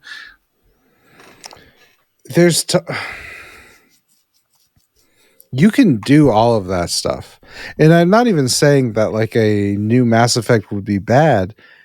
I just feel like there needs to be some breaking point of, we told our story, there's nothing left here. That's kind of the point I was bringing up with Resistance and Killzone, is that people do feel like there are still threads to be explored there. Yeah. And that's why, like, while we joke about it and I make fun of it because those games were not as popular as people pretend they were. Yeah, they were. There's no again, there's threads you can pull, right? But like, is it satisfying to turn on Mass Effect 4 or 5 or whatever they call it, and it's like, oh, this is my favorite ship on the Citadel. I'm Commander Shepard, and I'm back, and I have to stop the Reapers. Is that satisfying? Is that a satisfying start to something? I think because I would say that's the idea that the only threads that, okay, well, depending on what they choose to do, right? If they choose to dig into the past, they can create and pull threads. But, what happens when you pull a thread that was completed is that you kind of unravel everything. And I guess the problem is what you're talking about, right? If you do try and bring Shepard back, and you do try and do all this, and you do try and bring the Reapers back, what you do is that you create a new thread to play off of by completely downplaying the original thread that you tied up nicely. Yeah. And that's a hard gut punch. People who are new to the series may be like, ooh, exciting, this character I know about and these other things. But people who did see the original story through have a strong chance of being like, what the fuck did I play 3 for then? Well, that's kind of it. It's, But that's why I brought up, like, you can do it. Like, you can do Mass Effect without Shepard. Of course you can. But I guess what I'm asking is, for you and the way that you view Mass Effect, is part of the issue for you that you struggle to really want anything more or see where they could go with anything more by doing more Mass Effect without that cast of characters? Because I mean, it's kind of being like, I don't know, it's hard to say, because like Sly Cooper and Ratchet and Clank, all those games are literally named after the mascot in which they're playing. So it'd be hard to be like, here's a new Sly Cooper with an entirely new gang, and you'd be like, why is it called Sly Cooper? But Mass Effect is more like one of the, it's an idea. So how intrinsic are the characters to the idea? Because it's kind of like the Elder Scrolls, right? You have Oblivion, you have Skyrim. They're not really connected, but there's an idea connecting them, and you like both of those games, right? I do. So do you think Mass Effect could kind of fill that role where it's more of like an overarching thing to a number of changes? I mean, we kind of went through that with your slow journey into the Final Fantasy games. But to be fair, Final Fantasy pushes that idea very far. I am aware of that. Yeah, and they're not sequels. I think, again, this is not, at least right now, I could be wrong, but they're talking about it as Mass Effect 5, right? So what's the story you're telling me? Because again, like, there has to be a new threat for there to be an interesting reason to pick up the story. Because this isn't a movie. We're not going to get a 2-hour deconstruction of Shepard's trauma, right? Like, that's not what the game's going to be. It's going to be Shepard leading a team to fight a threat. So again, how do you raise the stakes without ruining the last Mass Effect? Because, you know, if the last Mass Effect still hits, and there's still that level of, okay, well, hey, we stopped the people from destroying the planet. But at the same time, if Mass Effect 5 starts and it's like, oh, there was a bigger threat, then it does diminish the rest of it. But then it goes, well, what the fuck was that guy doing? You know? Yeah, I call it the Dragon Ball effect. And as someone who, of course, grew up loving Dragon Ball Z, and, you know, all the various things, there's a lot of times where I'm watching Dragon Ball and I'm like, dude, it's so hard to get super hyped, because it's just like, I know that he's going to be weak and almost lose, and then he's going to pull some emotion out of his ass, and he's going to be really strong again. And I guess what I'm saying is that while I still have a very deep-seated love for Dragon Ball, I also am a little jaded towards the idea that every time it's just, Cell was going to end the world and he's going to blow the planet up, and then next, guess what? That wasn't even the strongest one. And it's just like, oh, what's Goku going to do? Be his highest form of Super Saiyan, it not be strong enough, and then him pull a strength from deep inside of him to turn into the next Super Saiyan so that he can beat this person. I don't know. And I know that that's like an oversimplification of it, but that is essentially what's happening. And sometimes that can just get old. It's just like, oh, okay, so the only way to do something new is by making it to where the previous insane threat is just scoffed at. It's like, oh, it's nothing to this. Yeah, I don't know. It's, you know, maybe I'm sure people disagree with me. That's just kind of the way I feel on it, is that it just seems like a mostly unnecessary experiment, that especially after seeing, not even, like I said, I like Dragon Age, but especially after the whole Dragon Age thing, I'm just like, don't even do it. Don't even do it. Yeah. Well, we'll see. Next piece of news we're going to run into is going to be a pretty quick one, because at the end of the day, it's just specs. The official PlayStation 5 Pro specifications have been revealed ahead of the console's launch this week. So this is also on VGC once more by Tom Ivan. And it says, while Sony has yet to share them online, the full PS5 Pro specs are detailed in the console's manual. A screenshot of the specs listed in the manual was shared online by Digital Foundry, which received the console early and released an unboxing video. So it goes into all the stuff here, and they talk about the teraflops and all that. But, you know, I think something that is important, and I did watch this unboxing from them, and I think I very much agree with what Digital Foundry was saying, in that we're getting to a point in consoles and what and how diminishing returns kind of work, and how the advent of PSSR coming into consoles and bringing, machine learning, AI ability to, sample things up is really changing. It doesn't matter what the teraflops are anymore, because the teraflops are not indicative of the actual final image anymore. So it is kind of funny to see something that says 16.7 teraflops, but at the end of the day, I don't know if you realized, everybody's kind of stopped fighting on the teraflop hill. It was still a thing for PS5 and Xbox's launch because it was like a holdover from PS4. And I remember PS4 was like the first time that people started really talking about teraflops as like a measure of what a console can do. So if you want to see them, they are there. There is something to note that there is 2 gigabytes of extra RAM involved in the system, but they are not the same RAM as the original 16. The thought process is most likely the back-end system stuff that doesn't need the super fast RAM is probably going to go to the slightly slower RAM, 2 gigs they have. That way they can allow the developers to use probably 1 to 1.2 more gigs of the super fast RAM to help with performance in games. I don't really have too much more to say about that. I just thought it was interesting to bring that up, and I guess Chris did too, because he decided to include it in the in the news. So Chris, it's PS5 Pro week. I've got to look and see if mine ended up billing correctly again, because it flagged my fraud alert on my card, and so I had to go in and say no, it's okay.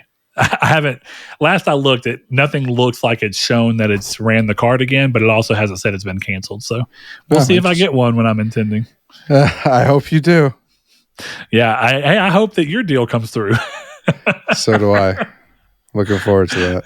Yeah, so Chris is dealing with the ever so potential of scam or attempt at a scam of getting a reasonably priced at face cost PS5 Pro 30th Anniversary Edition bundle. So we'll see how the adventures of Chris. What was the app that you used here? OfferUp. Chris's adventures on OfferUp. Listen, the guy's a verified seller. He wants to meet at the police station. I'm kind of feeling okay.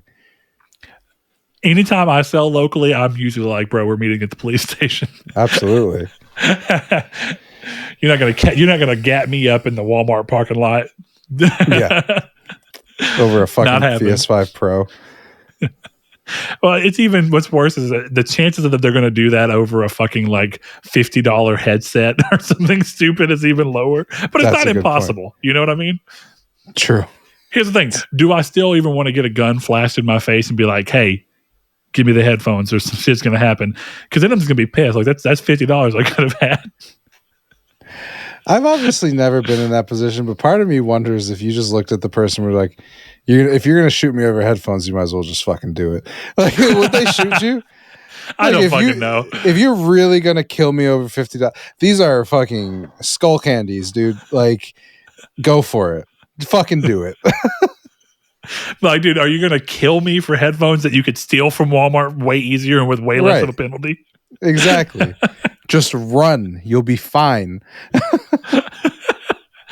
Oh, either way, that's a pretty easy one to get out of the way. Now, this next one's a little more interesting, and I think there's 2 ways you can take it, but I think we're going to take it the positive way. So, VGC once more, PlayStation's Wolverine director has taken over Xbox's Perfect Dark, the quadruple A game.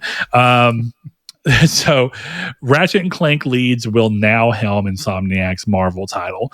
Now, the creative director of Insomniac, seeing over Wolverine, has joined Xbox's The Initiative, which is the team that is behind the Perfect Dark reboot, alongside Crystal Dynamics, if I'm remembering correctly. So, game designer Brian Horton, who was previously named publicly as the creative director of Insomniac's Marvel Wolverine title in 2021, left the studio in the summer. Wolverine is now being led by the design duo behind 2021's Ratchet and Clank Rift Apart, creative director Marcus Smith, and game director Mike Daly. It's claimed, and Wolverine's previously announced game director Cameron Christian will reportedly remain at the studio in a different role.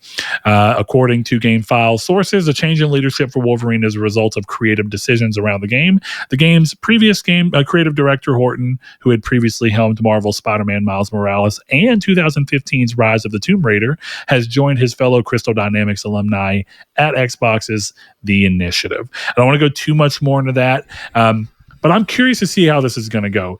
I could just be being an optimist here, but I strike this as the fact that this game is far enough along that a change in leadership is not going to have an insane effect on the game. He can go on, do what he wants to do. The game can just revert to seeing the game through to its final ship date by letting these other two people come in and take the roles. But do you view this differently? Do you think this is more of an actual creative shakeup that could see the game undergo some massive changes and therefore potentially a delay, which is, it's impossible to delay a game that doesn't have a date, but what are your thoughts here? I think this is, a potentially bad look, but I don't know. It's a weird story because, honestly,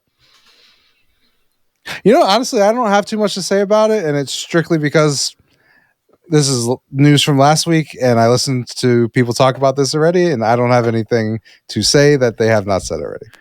That's fair. I often talk about the reason, and I think it's far more important now that we do the show bi-weekly, unfortunately, is that before it was even easier to not worry about listening to anything else because you're pretty much doing the news the same week as they are. You're not going to run into anything before. It didn't really matter if you listen to someone else.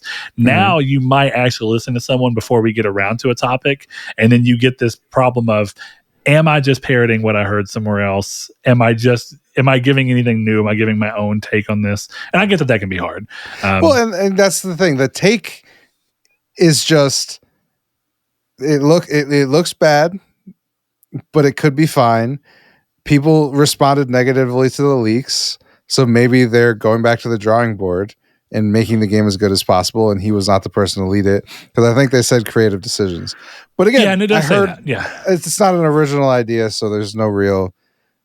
There's the information I've been spoon-fed, and that's how I feel about it too. I like that I'm getting a little bit of context here, because I don't remember there being a poor response to the leaks. Definitely because the leaks were really early days. First of all, like I don't. It feels hard to even want to judge the game off of the slice that was able to be seen. But you're a sane person. These are the same people who said that the GTA 6 looks like shit because the 2018 version leaked. So yeah, that's fair. So with it in mind, that's news to me. I didn't know that there was kind of a little bit of unrest with someone over the leaks that came out.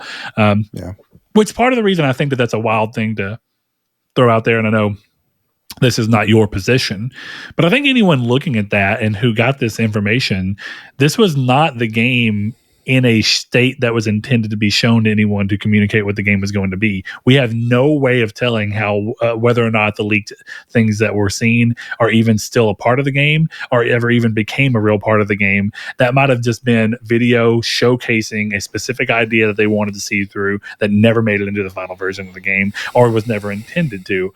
And so I think relying off of leaks like this and getting partial information and using that as a means to want to complain about a game, just because of the way games are made, that seems very hard to really lean on as a source of anything.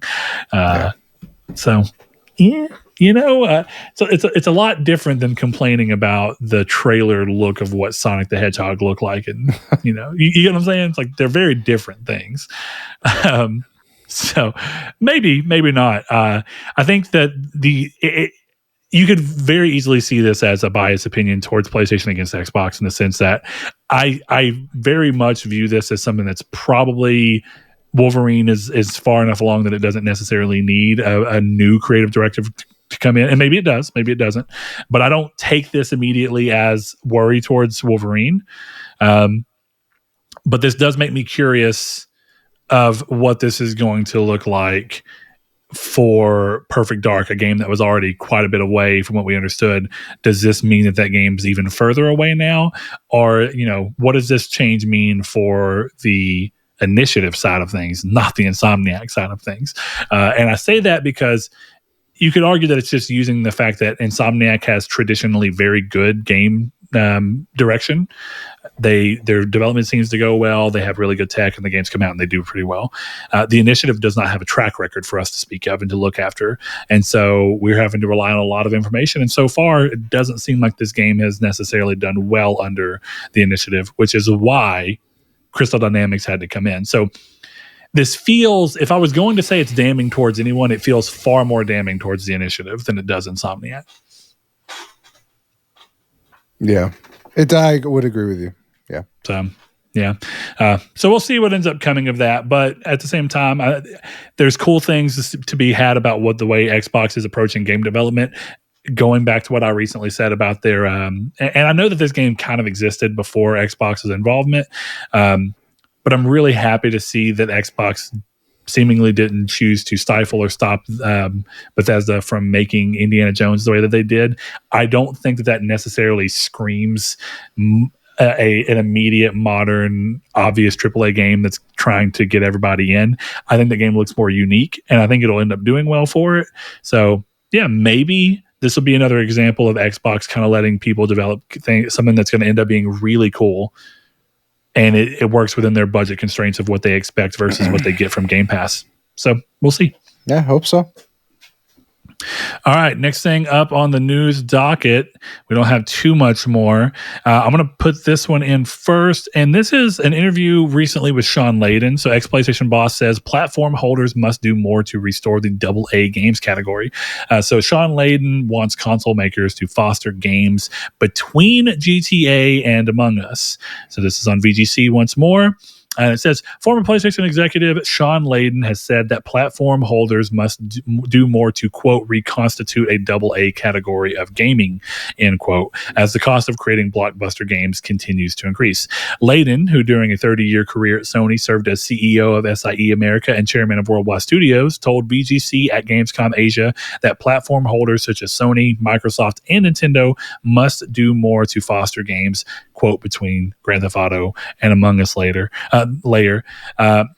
Further on, he says game budgets are not going to remain in the triple-digit millions. Layden said, let's say $20 million. With the current level of gaming development skill, it's gotten higher than it was 10 years ago. We have a talent pool that we can reach into with the right budget and lean into it for the variety. Don't make a bunch of AA first-person shooters set in World War II. That's not going to move the needle, but give us more interesting opportunities. Give me more things like Firewatch, those types of games.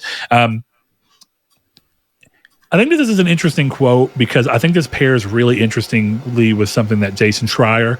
I think Jason Schreier is kind of an interesting guy in the fact that he often can take very little criticism, and I don't like that about him. But I think he does a good job reporting, and I think he does have an interesting eye for what's going on in the gaming industry. And he put out an article this week, maybe last week, I can't remember, but I did read it.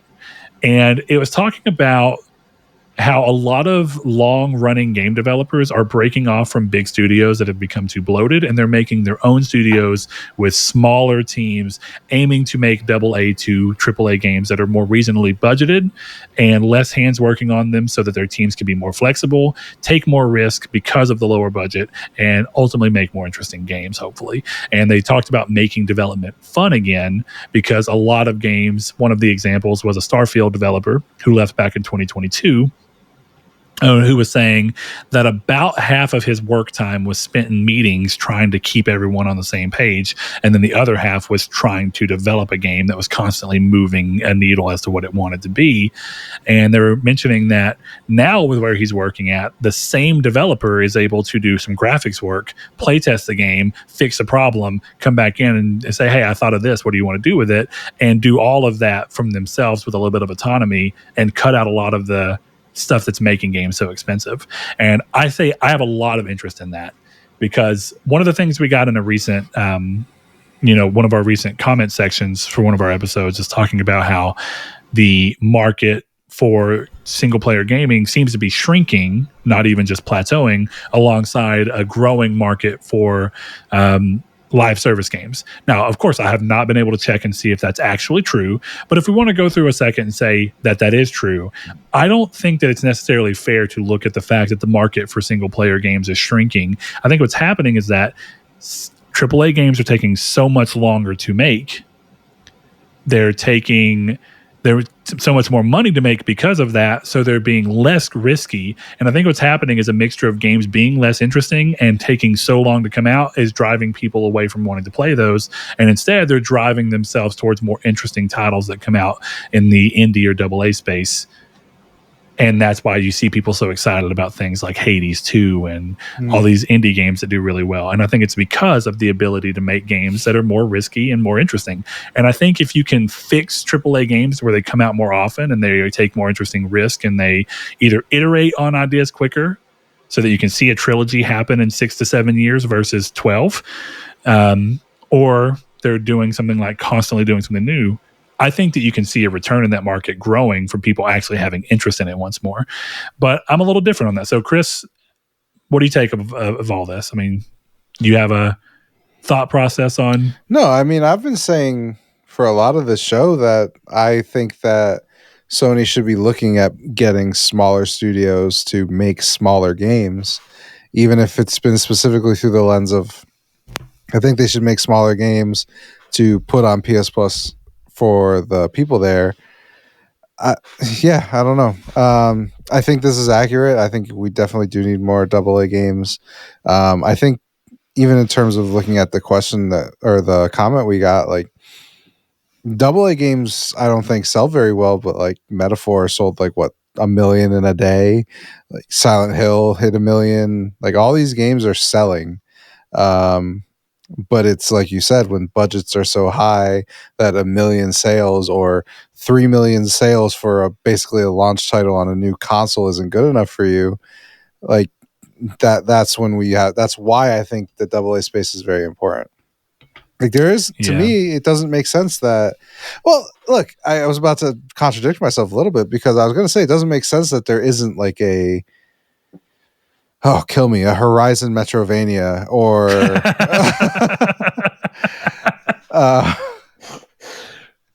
okay, yeah. But like, see the idea through. I got you. It doesn't make sense that there's not small versions of, again, a Horizon, a God of War Metrovania, a Atreus roguelike. You know what I mean? Coming from smaller studios that are small titles being thrown into PS Plus or being put on the store for $20. But then you look at Prince of Persia and the studio just got shut down. So, well, the team got pulled off of doing any future Prince of Persia, but ultimately same thing. The game didn't do well enough for it to continue. Prince of Persia are not making it. And that's the thing. Like, why would Sony invest, let's say 300 million, I'm sure it'd be less than that, in like a Team Cherry and be like, why don't you go make $20 Metroidvania games set in our universes? Is that worth it to them? Like, it probably not, because like I've said on this show multiple times, people talk, but they do not put up. People loved Studio Japan or Japan Studio. Ain't nobody buying Slitterhead tomorrow. So, we can say a lot of things, and I think we do say a lot of things, but no, people don't put their money where their mouth. At least the vast majority of people don't. I'm excited and I'm happy about Metal Slug Tactics. I don't have the money to buy it right now, which means I will probably never play that game. So, yeah. So, I mean, that's basically all I have for it. Like, I think it's important. I just think if you truly look at it, it's just not worth the time, because despite what people say, they wouldn't buy the games. Yeah, and I think I'm not going to say it's a perfect example of kind of what you're saying, and in a way you can use it as a way to go against what Sean Layden's even saying here. And this is the fact that a team like Don't Nod, which is a fully independent developer, they do a lot of, they partner with people. They don't self-publish normally. They partner with people like Square Enix or Focus Interactive. But, they themselves recently talked about having to completely reconsider the way they go about developing games, because one of the most prominent AA games that came out this year, which was Banisher's Ghost of New Eden, and a great game at that, vastly undersold to what their predictions were. And now, of course, none of us have the numbers to be like, what was their prediction? But I think that the fact that they've been able to be independent for so long, they likely have a reasonable set of expectations for each game they're putting out. And yet a quintessential AA game that does do some interesting ideas and has some interesting takes still isn't breaking through in this market. And so I don't really quite know what that means. For me, I guess you can call it a concern, but as someone who really enjoys story-based gaming, I do have a lot of interest in knowing that story-based gaming is going to have a market and a place to be. And I don't necessarily care what view that is. I think at the end of the day, a lot of indie things do a lot with storytelling. And so if we lose storytelling being heavy in the AAA space, I like to know that there's Talos principles out there, and that there's viewfinders out there, and there's Superliminal out there, and there's a lot of games. There's Tunic, as weird of a fucking game that's not even a story heavy game, but it's just an interesting game. And I guess when I say story, I really just mean single player interesting games. I don't really take story out of the equation for a second. Story does matter, and I really enjoy it, but I really just mean gaming that's not focused specifically around being multiplayer. And I think that that's really the distinction being made here. Is live service is always hinting at some form of multiplayer, and story driven insofar as that people mean that when they talk about that potentially being a shrinking market, is just talking about games that you play, by yourself, whatever that looks like. I mean, that can be a Balatro. Balatro has no story. Yep, and it's a better video game than any you've played this year. And it's so good. So yeah, you look at all that, and to a similar game to Balatro, at least a little bit. One of my favorite story-driven games of recent years, as weird as it is Inscription, and it's a very different type of story. So I guess as much as I lament the fact that AAA may be going down a path where they're not doing, and I'm not saying that's for sure happening. We have a lot of games coming that are clearly single player games. Guerrilla Games' biggest game of all time, which they've only done 2 series, Killzone and Horizon. But you look, they went from a game that had multiplayer offerings, and they went to a fully single player game, and it sold more than anything that they ever did prior. The first game that they put out in Horizon sold more than the entire Killzone franchise did its entire lifespan. So do with that information what you will. I know that's still 2017, and Forbidden West didn't sell nearly as well. I don't know what that means. But I at least think it's interesting that Sean Layden's willing to even kind of offer up this opinion, because this is not too different from what he was saying before he got pushed out of PlayStation. And I think he might have gotten pushed out from PlayStation from trying to essentially warn them of the incoming, crash is a really strong word, but it does seem like he's trying to imply that if you're not careful, video games are going to have more investment than they can really return on. Well, let me ask a serious question. Sure. What does a video game crash even look like? Because people have been saying this forever. Yeah. Oh, we're in for a crash. We're in for a crash. But guess what has not happened? Okay. Little history that I'm mostly remembering, so feel free to correct me. But the big video game crash came because companies like fucking Kellogg's were making shitty video games, putting them on the market, so the consumer lost faith in games and stopped buying them.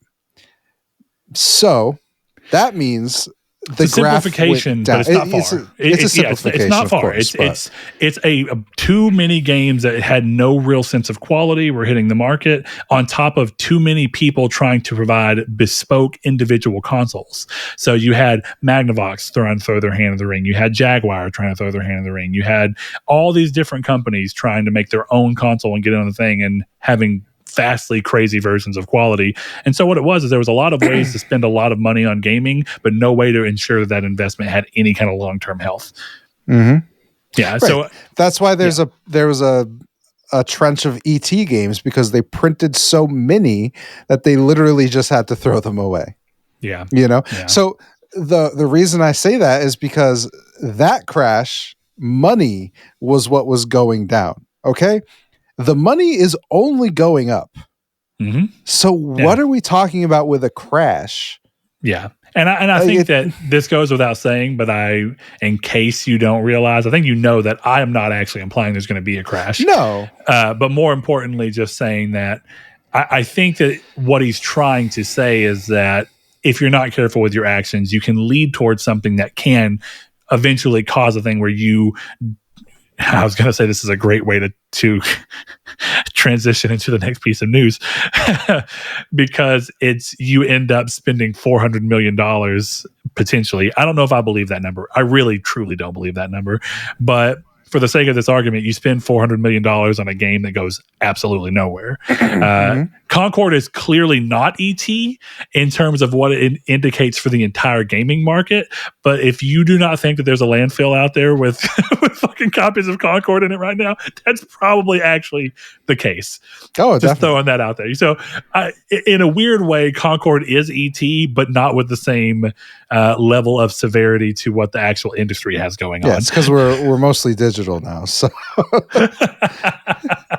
so all of that together, I get where you're coming from, but I do want to say that I don't think anyone in the history of the show has ever heard me ever until today even mutter the words crash. I actually thought that was you were reading a Sean Layden quote, not speaking from yourself, though. That's my mistake. But either way, the topic comes up all the time. Like, you see a round of layoffs and people in the industry are like, oh, the industry's going to crash. I'm like, it's not. Like, it's just not. Yeah, I think Sean Layden typically uses the word that it's unsustainable.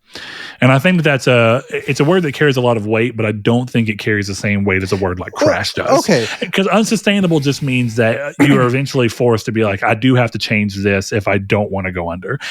Well, yeah. But like, so video games outgross every other entertainment industry. Every other entertainment industry combined, if I'm not mistaken. Yeah, I might be mistaken, but I'm pretty sure gaming is so big that it brings in more money than all other entertainment companies. I think that's true. But either way, it works for the point I'm going to make, right? It was just announced the other day that Mission Impossible, the new one, is going to cost $400 million. And there is not a single person who's sitting here saying the movie industry is unsustainable. Now, to be abundantly clear, Mission Impossible, whatever, is not going to fall flat on its face like Concord is.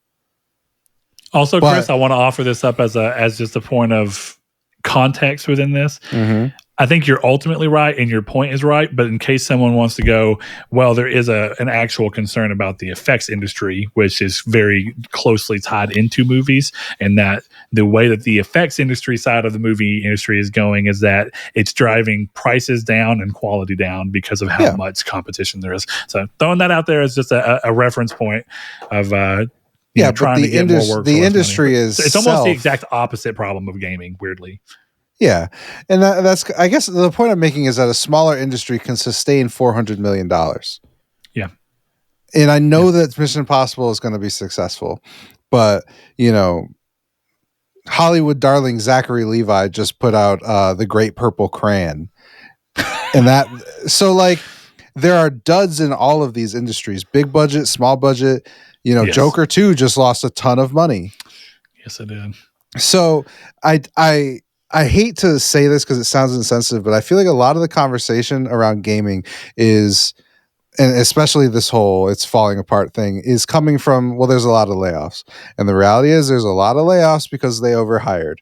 That is a bad decision on everyone's part, but I don't think it's indicative of a crash. And even if I listened to Jason Schreier talk to fucking Adam Conover the other day for some goddamn reason. But one of the things Jason said is like, this is more of a normalization than anything else. And I think that's just the reality that we're living with, is there's a lot of people who didn't do well, or not, I don't even want to say didn't do well, but their jobs were eliminated, and they that's kind of the way it's going to go. The reality is, like, I'm not I know you sell furniture, right? But there's only probably like max 8 of you in your building. I think my entire company, now I'm owned by a parent company. Mm-hmm. That's an important thing. And my parent company employs like 500 people.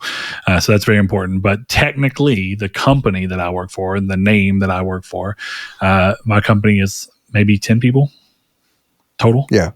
So like, if your company, went through a boom and hired 10 more people, and then eventually it would have to normalize back down. Yes, because you wouldn't sustain that. So I think that it's a lot of this conversation. I have trouble truly believing it. I think that in terms of his original quote, like, yes, we do need more AA games. We do need more stuff, strictly because we need more variety in the industry. And I don't think you're going to get variety in AAA because, as we've talked about, it costs so much money that you can't make a risk You can't put Spider-Man's budget into a new IP unless it's coming from Naughty Dog. And even then, I bet Naughty Dog's budget is not $350 million or whatever. I wouldn't Spider-Man be surprised if is. if the budget for Naughty Dog's next game, if it's not The Last of Us, is probably less than what they spend The Last of Us 2. I'd love to be wrong on that, but I wouldn't be surprised if Sony's like, we have to do a little bit of mitigation, like of risk mitigation. So if you're going to try a new idea, we can still leverage the fact that you're Naughty Dog. So we'll give you more than we would give most people, but we still have to be careful. And I wouldn't be surprised if that's more on the table, considering how much money they did throw at something like Concord. So, but But yeah, I mean, I don't have too much more. That's just really it. Well, we'll go ahead and use that as a way to kind of just transition into the final topic that we're going to really talk about today. And that's that PlayStation has surprisingly, I don't know if I want to say surprisingly, I actually always kind of thought this was on the table, but I was trying not to be negative. So PlayStation has closed Concord developer Firewalk. This is also from VGC, from Andy Robinson. It says, after much thought, we have determined the best path forward is to permanently sunset the game and close the studio. So it seems that I was not too early on making my Concord rest in peace shirt. And I definitely don't have to worry about Sony coming to me and saying, hey, you shouldn't have made that shirt using trademarked IP. So, hey, look, you're at not that. selling it. It doesn't matter if you make it. It's true. I'm not selling it. Also, Chris, yours should probably be coming to you in any day now. Just want to let you know that. So, yeah, continuing on, Firewalk Studios will permanently be closed, Sony Interactive Entertainment said in a statement on Tuesday, alongside mobile game developer Neon Koi, who also Sony recently acquired. Sony announced plans to take Concord offline, pull the game from sale, and offer refunds to all players who bought it just 2 weeks after it launched in August, citing a poor reception from players. Firewalk has gone on to publish a farewell message following the announcement of its closure. It's also been claimed that Sony paid an initial $200 million for the studio's debut title. So that 400 million number that is going around does seem to be very unlikely. Just throwing that out there. So at the time, Sony said it would explore the possibility of bringing the game back in a revised form. However, now we know that is not going to be the case. So, quote, regarding Firewalk, as announced in early September, certain aspects of Concord were exceptional, but others did not land with enough players. And as a result, we took the game offline, said Herman Holst. We have spent considerable time these past few months exploring all of our options. After much thought, we have determined the best path forward is to permanently sunset the game and close Firewalk Studios. I want to thank all of Firewalk for their craftsmanship, creative spirit, and dedication. He added, quote, the PvP first-person shooter genre is a competitive space that's continuously evolving, and unfortunately, we did not hit our targets with this title. We will take lessons learned from Concord and continue to advance our live service capabilities to deliver future growth in the area. I know none of this is easy news to hear, particularly with colleagues and friends departing SIE. Both decisions were giving serious thought, and ultimately, we feel they are the right ones to strengthen the organization. Neon Koi and Firewalk were home to many talented individuals, and we will work to find placement for some of those impacted within our global community in studios where possible. Last thing I want to touch on, he says, I am a big believer in the benefits of embracing creative experimentation and developing new IP. However, growing through sustainable financials, especially in a challenged economic environment, is critical. So I want to kind of comment on this in the fact that I have long said through all of this acquisition talk, not even long ago, I think 2 episodes ago, Chris was asking about, what would be the chances of everything kind of being owned by just a handful of people. And I decried it then, saying that there's a big problem of people getting shut down who otherwise might not have, because of the fact that this is what big companies do. And I love Sony. Love's a strong word. Of course, I like Sony. I have a long history with them. But I'm going to tell you something right now. I adore the Vita. It's one of my favorite consoles of all time. Do you know how many studios Sony closed in like a 3-year period around the Vita, both before it even actually officially launched and shortly after it did? So many studios came and went around that time, and almost all of them were studios that Sony had just acquired. That's big studios. That is Zipper Interactive. There's so many. I can't even name them all. They closed Guerrilla Cambridge, which before that was SCIE Cambridge, I think as it was, the people behind the original Medieval.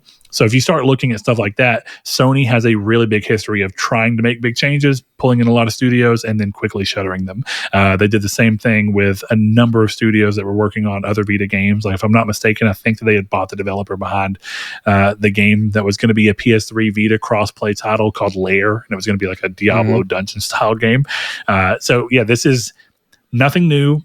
And I really, as far as everyone's getting so excited whenever all the acquisition talk happened, my number one fear was that most of these studios are going to end up closed. That's what happens. So 2 of the 4 that were announced, all in a very tight window, have already been closed. I would not be surprised if the other 2 end up closed shortly. I say this with all love. I would not be surprised to see Fair Games and Haven be on the chopping block if they cannot deliver, it's sad, but I don't know if it's completely unfair. So, Chris, I'm going to throw this over to you for a second. You liked Concord. You didn't love it. I think it's fair.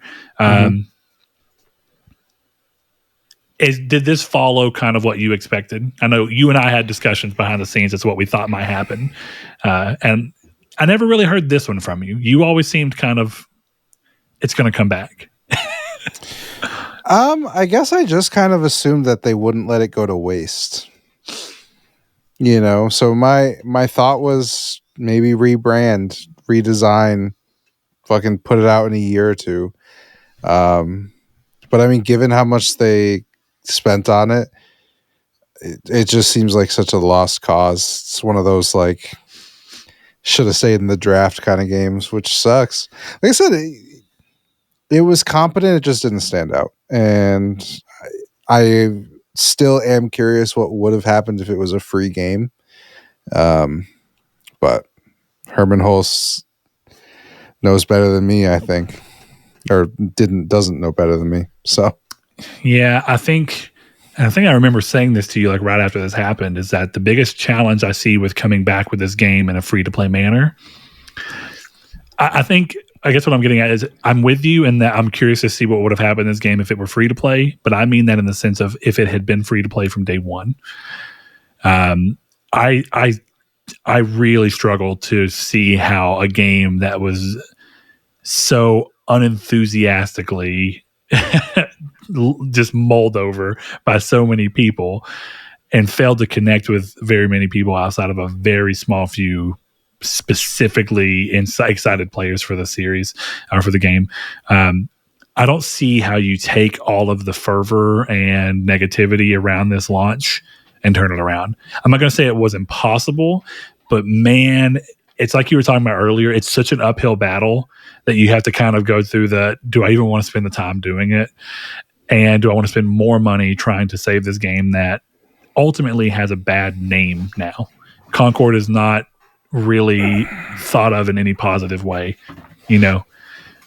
Like games like No Man's Sky and Anthem are games that a lot of people criticized, and they didn't even come back around. And those games Anthem sold fucking 3.5 million units. Yeah. And I'm not saying, like, don't get me wrong, that's for the type of game it was, that's not enough, probably. But the reality is that a game that sold 3.5 million units couldn't be fixed. And I wonder how much of that was also bad imaging, like a bad image in relation to the IP. How do you do that with a new developer with no track record, with their first IP and their first game being so decidedly rejected by the market? I just don't know how you come back from it. Yeah, I mean, you probably don't. But I don't know. There's not much more to say about Concord for me, but I do think the one thing I did want to point out is that people don't seem to be reading the Firewalk tweet that clearly says that a lot of the people who worked on this game have been brought into Sony. And I've seen a lot of like, oh, Sony laid all these people off. All these people lost their jobs. And like, no, some of them did. I'm sure every artist on that team is looking for work, but it specifically says it in their tweet that Sony moved a lot of their people around. So I don't know. I feel like this is one of those, there must be a silver lining here. Yeah, I think if I were, if we're going to kind of do like you were talking about with Dragon Age earlier, like, right, let's approach it with positives first. Mm-hmm. I think one thing you can say is the game was very well optimized. The game looked very good. It had a really nice visual flair. You know what I mean? No, I'm sorry. It's just like, you go, let's talk positively. And your first thing was, dude, it was optimized fucking sick. My God, those frames per second, crisp. Dude, everything else, awful. Optimization, speculate. So yeah, I think it's clear to say that it had a fantastic, it ran really well despite being based on essentially a customized version of Unreal, which is an engine that is known for having problems on PlayStation 5 and next gen consoles right now. The game had a very clean image quality despite that. So I think that from an engine and technological standpoint, they had a great, technicians working on this game, and those people can probably go off to do really great work. I wouldn't be surprised if some of the people who were responsible for getting the engine up and going on this and running so well on PS5 and PC simultaneously don't end up in ICE. I would very likely see some of them end up as just you are now support for how to get things working as best as possible on PlayStation 5 across various engines. Cool. Great way to do it. Some of these people are probably going to go to other teams that are working in customized engines, or very decent chance, since we still don't know exactly what's happening at Bend, I wouldn't be surprised if some of these people on the tech side go to Bend, because I think Bend is still using Unreal, much like they did for Days Gone. They said so. So if that's the case, then you have people who are familiar with doing heavy customization in Unreal who can probably help Ben get their game, shaped up a little quicker with custom technology, which is great. So there's pretty obvious places I can see some of these things go. If you look, people who were responsible for making the online backend work, it of course didn't get stress tested because not enough people played it, but the game had an elegant looking backend. Netcode seemed strong. I think it could have handled a large number of players. It just never had to get stress tested. Those people can go to the likes of Bungie, can go to the likes of Haven. They can go all these other places that might need some of that infrastructure. So yeah, the actual shooting mechanics in that game were very competent. I think you could take those and go to somewhere and give them a little bit more flair and make something cool out of them. So I really think the only people that are I'm not going to say they didn't get hired at all, but I think the people that are going to be the hardest to try and move around, considering how big of internet sleuths people can be now, is going to be the art team. And it's kind of unfortunate to say that a lot of people had already quit the studio who were on the art team because of the response to the game's design language and the character designs. And some of them said they never wanted to work in games again. So honestly, that may not be that big of an issue that they have to deal with. Those people may have largely gotten out of there just by nature of the reception to the game. I got to be honest, dude. If I spent 8 years of my life on something and it was that ridiculed, I would probably find a different industry too. I think it's worth noting that from everything I can tell, this game was not in development actually for 8 years. Even if I spent 2 years working on something, but very for likely it to come out. This game was very likely in heavy development for 4 years. I think that's worth noting. Even spending 4 years on that to have that reception it's got to be brutal, realistically. Oh yeah, I don't know how I'd handle that. So, yeah. I guess my biggest thing is that this goes to show the problems with acquisition, just like we saw with Microsoft not being able to find a way to work Tango GameWorks into their current lineup. Now, that worked out okay for Tango since they ended up opening up separately, but the reality is that not every studio is going to be able to bounce back randomly with a sudden angel investor who can come in and rescue you.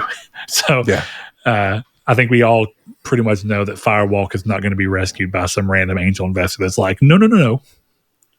Concord had a lot of redeeming factors. Could you imagine if Krafton came in and we're like, listen, give it to us. Bring it here. We'll give it to Glenn Schofield. Jesus Christ. So, yeah, I think this one's interesting. I don't really have a lot to say about this other than that it is unfortunate, but it's more unfortunate in the fact that I think in many ways we can see that some people say that Sony have changed and they're not the same company as they were from the PS3 era and and even the PS4 era. And I think while that's true, I think it's also, we need to note that Sony were in many ways still the same company back in those days because they did the same thing. Sony is very cutthroat when it comes to buying someone. If you do not immediately benefit them, they have a long history of cutting their ties as early as they can. And I really genuinely am not surprised by this. Part of the reason I made the shirt when Chris started talking about can I make him a Concord shirt and then we played into making it a death joke was because I was very confident that this game wasn't coming back. And then that got shaken a little bit when the back end Steam files were getting updated. I thought there's a small chance in hell that this game does come back. But lo and behold, my initial gut reaction was right. This game was never going to make its way back around. Yeah, so sadly. You know what I thought was crazy though? Because of the way that this game is set up and the fact that they pulled everything so immediately and even revoked your ability to buy it, this game can't even realistically live on with like a cult following because it is impossible to play the game. There's no, I can tell you right now, Cell Factor Psychokinetic Wars, which is a game that hardly anyone knew about from Ubisoft on PS3. I've talked about it a few times on this channel. I can still log onto that game and play it right now. And I have that cult ability because the game gets to exist separate of online. This game is literally the only memory that it's going to have in gaming history is how big of a failure it was. Yeah, it's kind of an interesting place to be as a person of like, I was at, it's kind of like the 2024, like I was at Woodstock. It's like, I played Concord. I was there. I did it. I played a lot of Concord. So I like now more than ever, I regret not just quitting my job and getting that platinum. It would have been so cool. It would have been so cool. Quit my job. Well, I would have had to quit, because I needed the 3 weeks that it was out. Holy fuck, it was only out for 3 weeks. I wasn't even trying to make a joke either. Oh, 2 weeks, Chris. Good God. 2 weeks. That's so bad. What a world we live in. But Chris, I think that pretty much brings us to the end of the episode. So all we have left is one question that we did not get to throughout the means of the rest of the episode. If you want to join Jehudi MD, one of our longtime listeners and patrons, in sending us questions, remember you can head over to Twitter at @TriangleSQRD. Follow us there. You can find us in the Discord linked in the description below, whether you're watching on YouTube or listening on podcast services. And if you want to support the show just like Jehudi and Rude Days 93 before him, head over to patreon.com/Nartech and consider giving as little as $1 per month to support the show and help us keep the show running. So Jehudi comes at us with an interesting one.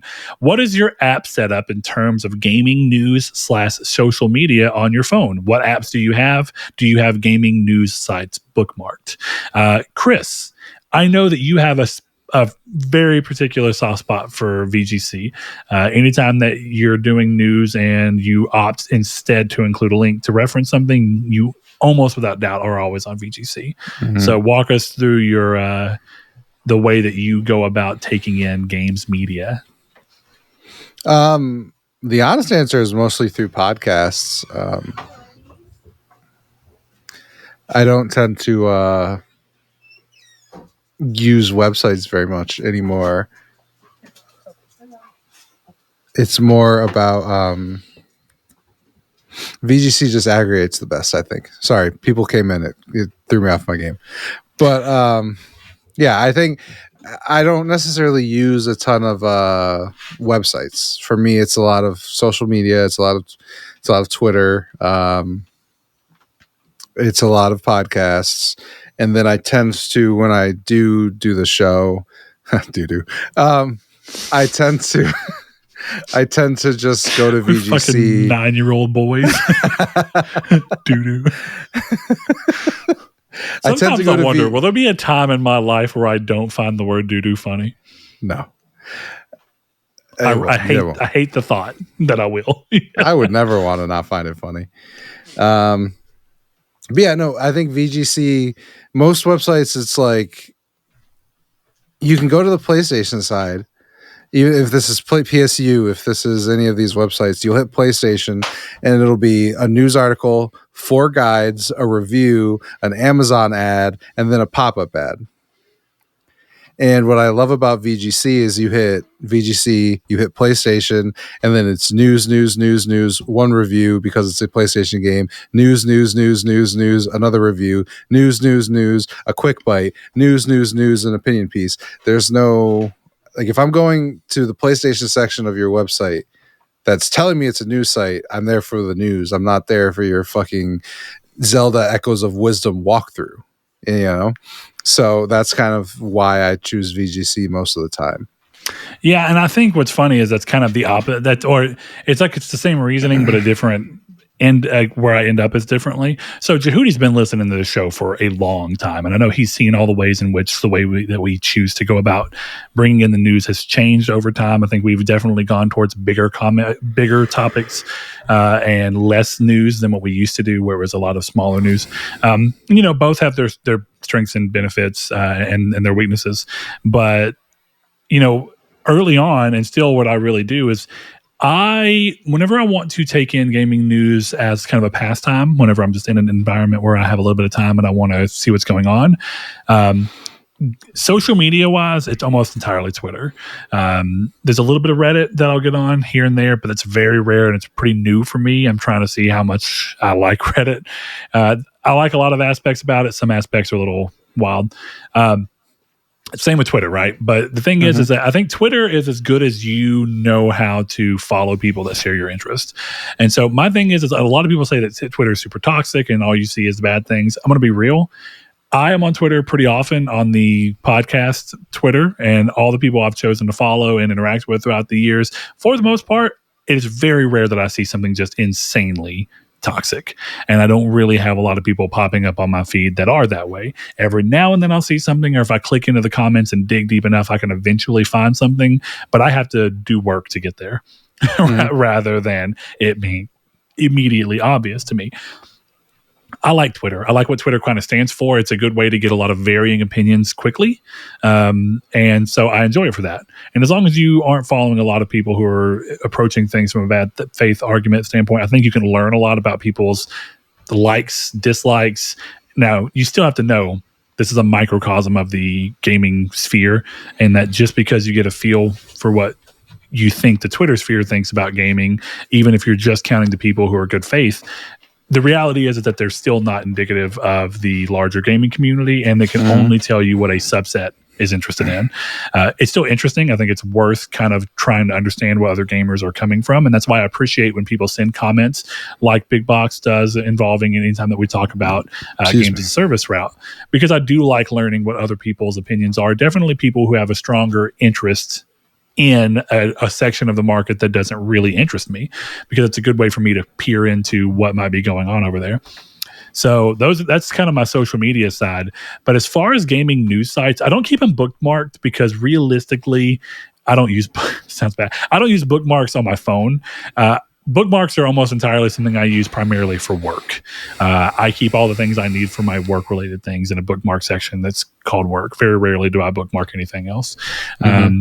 So really, the site that I use more than anything, since I prefer to look at these things on my phone whenever I'm passing time, if it's not, like Chris said, a podcast or a YouTube video of some sort, which most of my YouTube video stuff is listening to people talk philosophy, being dead honest with you, or Wired, I think it's who does it. It may not be Wired, I can't remember right now. Regardless, they do this thing where it's like blank support, and it's just random people who are professionals in their field answering questions from various places, primarily Twitter. And it's super interesting. It's like, hey, I'm a paleontologist, and this is paleontology support. And it's just a bunch of shit that you can learn. I love educational stuff and things that get me thinking. That's where most of my time is spent. And it's easier stuff for me to do while I'm working, because it doesn't necessarily require me to be looking at the screen. So as far as news goes for gaming, if I'm really reading, I use an aggregate, and the aggregate that I use is N4G. And that's pretty much what I've used since I started doing the podcast and even before then. And the reason I like it is, much like Chris, I can go to the PlayStation section, and then I can filter to news. They have separate filters for opinions. They have separate filters for walkthroughs. And so news pretty much makes it to where everything you see is actually a news article that's saying something and not an opinion piece. There's a time and place for opinion pieces. I do enjoy reading them, but I want the times where I'm wanting to look at news to specifically be news. So I really like that. I like VGC. I have actually messed around with VGC a bit before you came into the show. And anytime you use them, I'm like, oh, great. It's a cool alternative that I'm very okay with. But I think the big difference is that VGC aggregates, and from what I can tell, they aggregate while still having people who are essentially working for the site, whereas N4G is specifically other people taking things from other sites and posting them to N4G as kind of an, I guess, a bit more of a community-driven aggregate. And I am someone on N4G where I can approve, or I don't do it very often anymore, but I can approve new posts and get them up. So basically, if the community doesn't view the news piece as valuable, you can downvote it and get it, and it'll go away, and it won't ever actually hit the site. And I like that. I think it's a good way to go about it because it can help filter out things that really don't belong in the spot where people are trying to put them. Reminds me of that's like me being on the community notes team. Yeah. And honestly, I might be talking out of my ass. That might be something that anyone who has an account on there can do. I genuinely don't know, but I know that you have to get approval. So I used to post for, I guess, essentially podcast promoting. I used to post on VGC, or not VGC, but on N4G. And people had to go in and approve it. It had to be you had to get 10 people who agree that this should be here, and then it'll post and anybody can see it. But if it doesn't hit 10, it'll never go. And I've always thought that was a good way to do it. But I do like that VGC is a similar idea, but with the autonomy to say, no, we're just doing it. We're posting it. This is who I am. I'm a name that you can remember. That's not really what's going to happen on there. You may recognize users who are posting information, but they're not always the one writing it. They may just be pulling a tweet and putting it in there and having it be something that you can click through, or an article from another website. So yeah, that's primarily what I do. But I found that gaming news, there's so much going on in gaming, and I think I have so much going on in my life with having a daughter who's getting older. She's 9 and has a lot more that she wants to do. And of course, I want to take these years and do as much as I can with her. So I've noticed that this year in particular, for a number of factors and reasons, gaming news has taken a bit of a backseat to me. I've been a lot less worried about being immediately on it. I watched the Xbox Developer Direct or whatever right before we recorded last time. I didn't bother watching it before that. I don't really care if I'm watching it immediately. I'll get to it whenever I have time. I'll make time for it, but it's not like if I'm at work and I'm doing something, I'm just going to keep doing what I'm doing. I'll watch the PlayStation Direct whenever I get home and have time to make it happen. And I'll just avoid the Discord so I don't ruin it for myself. And maybe that'll even kind of turn into 2 or 3 days before I watch it because something goes on. Yeah. The big thing about social media that I did start doing, I just block anyone who annoys me. See, now we're getting into just, I don't blame anyone who does that. I have never blamed anyone who does that. I think one of the great things about social media is that you do have the layer of control to go, I don't want to hear this, I'm going to block it. I do not block people on any form of social media, and I never have, because I never used to. And I still fall into this trap, but I used to find, because when I go on Twitter, I immediately get if I think someone says anything stupid, if they agree with me, if they disagree with me, if I'm friends with them, if they're just a random person, I immediately have the instinct to call them a fucking idiot, and I will do it. So that's a you problem, Chris. That's not healthy. So what I started doing is every time I typed a tweet, I deleted it and blocked the person. And it's made Twitter so much better for me. What if it's me? What if I say something that you find idiotic? Do I at least get the special thing of being like, I'm going to talk to Brett about that because that's stupid? Yeah, I would actively be like, what the fuck are you talking about? Thanks, Chris. I appreciate it. As long as I don't get the band hammer immediately, I'm pretty happy. That's the difference, though, because people I'm friends with obviously is different, but even if someone tweeted at me with something I disagreed with, if they were having a conversation with me in good faith or whatever it is, but people on the Xbox side, when I see dumbass tweets that are obviously not true, and then I go to be like, no, you're a fucking idiot. It's very clear that Helldivers 2 is not coming to Xbox. I'm just actually block. Yeah, I've never been able to bring myself to do that, and that's why I always say I don't judge anyone who does, but it's part of the reason. I normally don't. Actually, let me take a step back. I normally don't judge anyone who does, because they're normal, everyday people who just don't want to get drowned. What I actually actively disrespect, I have a lot less respect for Jason Schreier, because because of his job and what he should be doing and what he says he's doing and being a journalist. I don't think someone who holds themselves to that standard should be so light-skinned and immediately be, or thin-skinned rather, and be like, oh, I can't.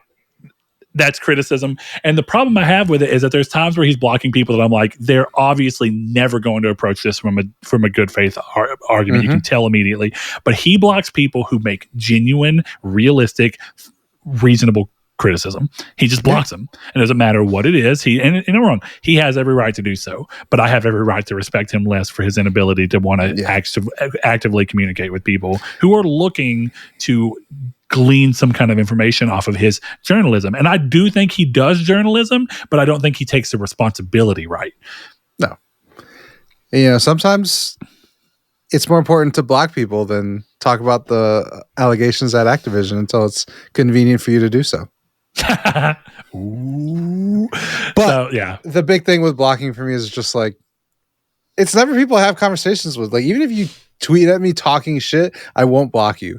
Mostly because that's a sign of weakness in an argument. But yeah, if enough. I just see you, like, that's the thing with the For You page. It's made this so easy because if you're on my For You page, I don't know you, I don't follow you, and you're not hot, you're getting blocked. I like that last criteria. It's like, if I don't like you and I don't follow you, but you're hot, you're safe. Absolutely. You know, there's this chick on Twitter. I'm sure people have seen it because you're all gooners.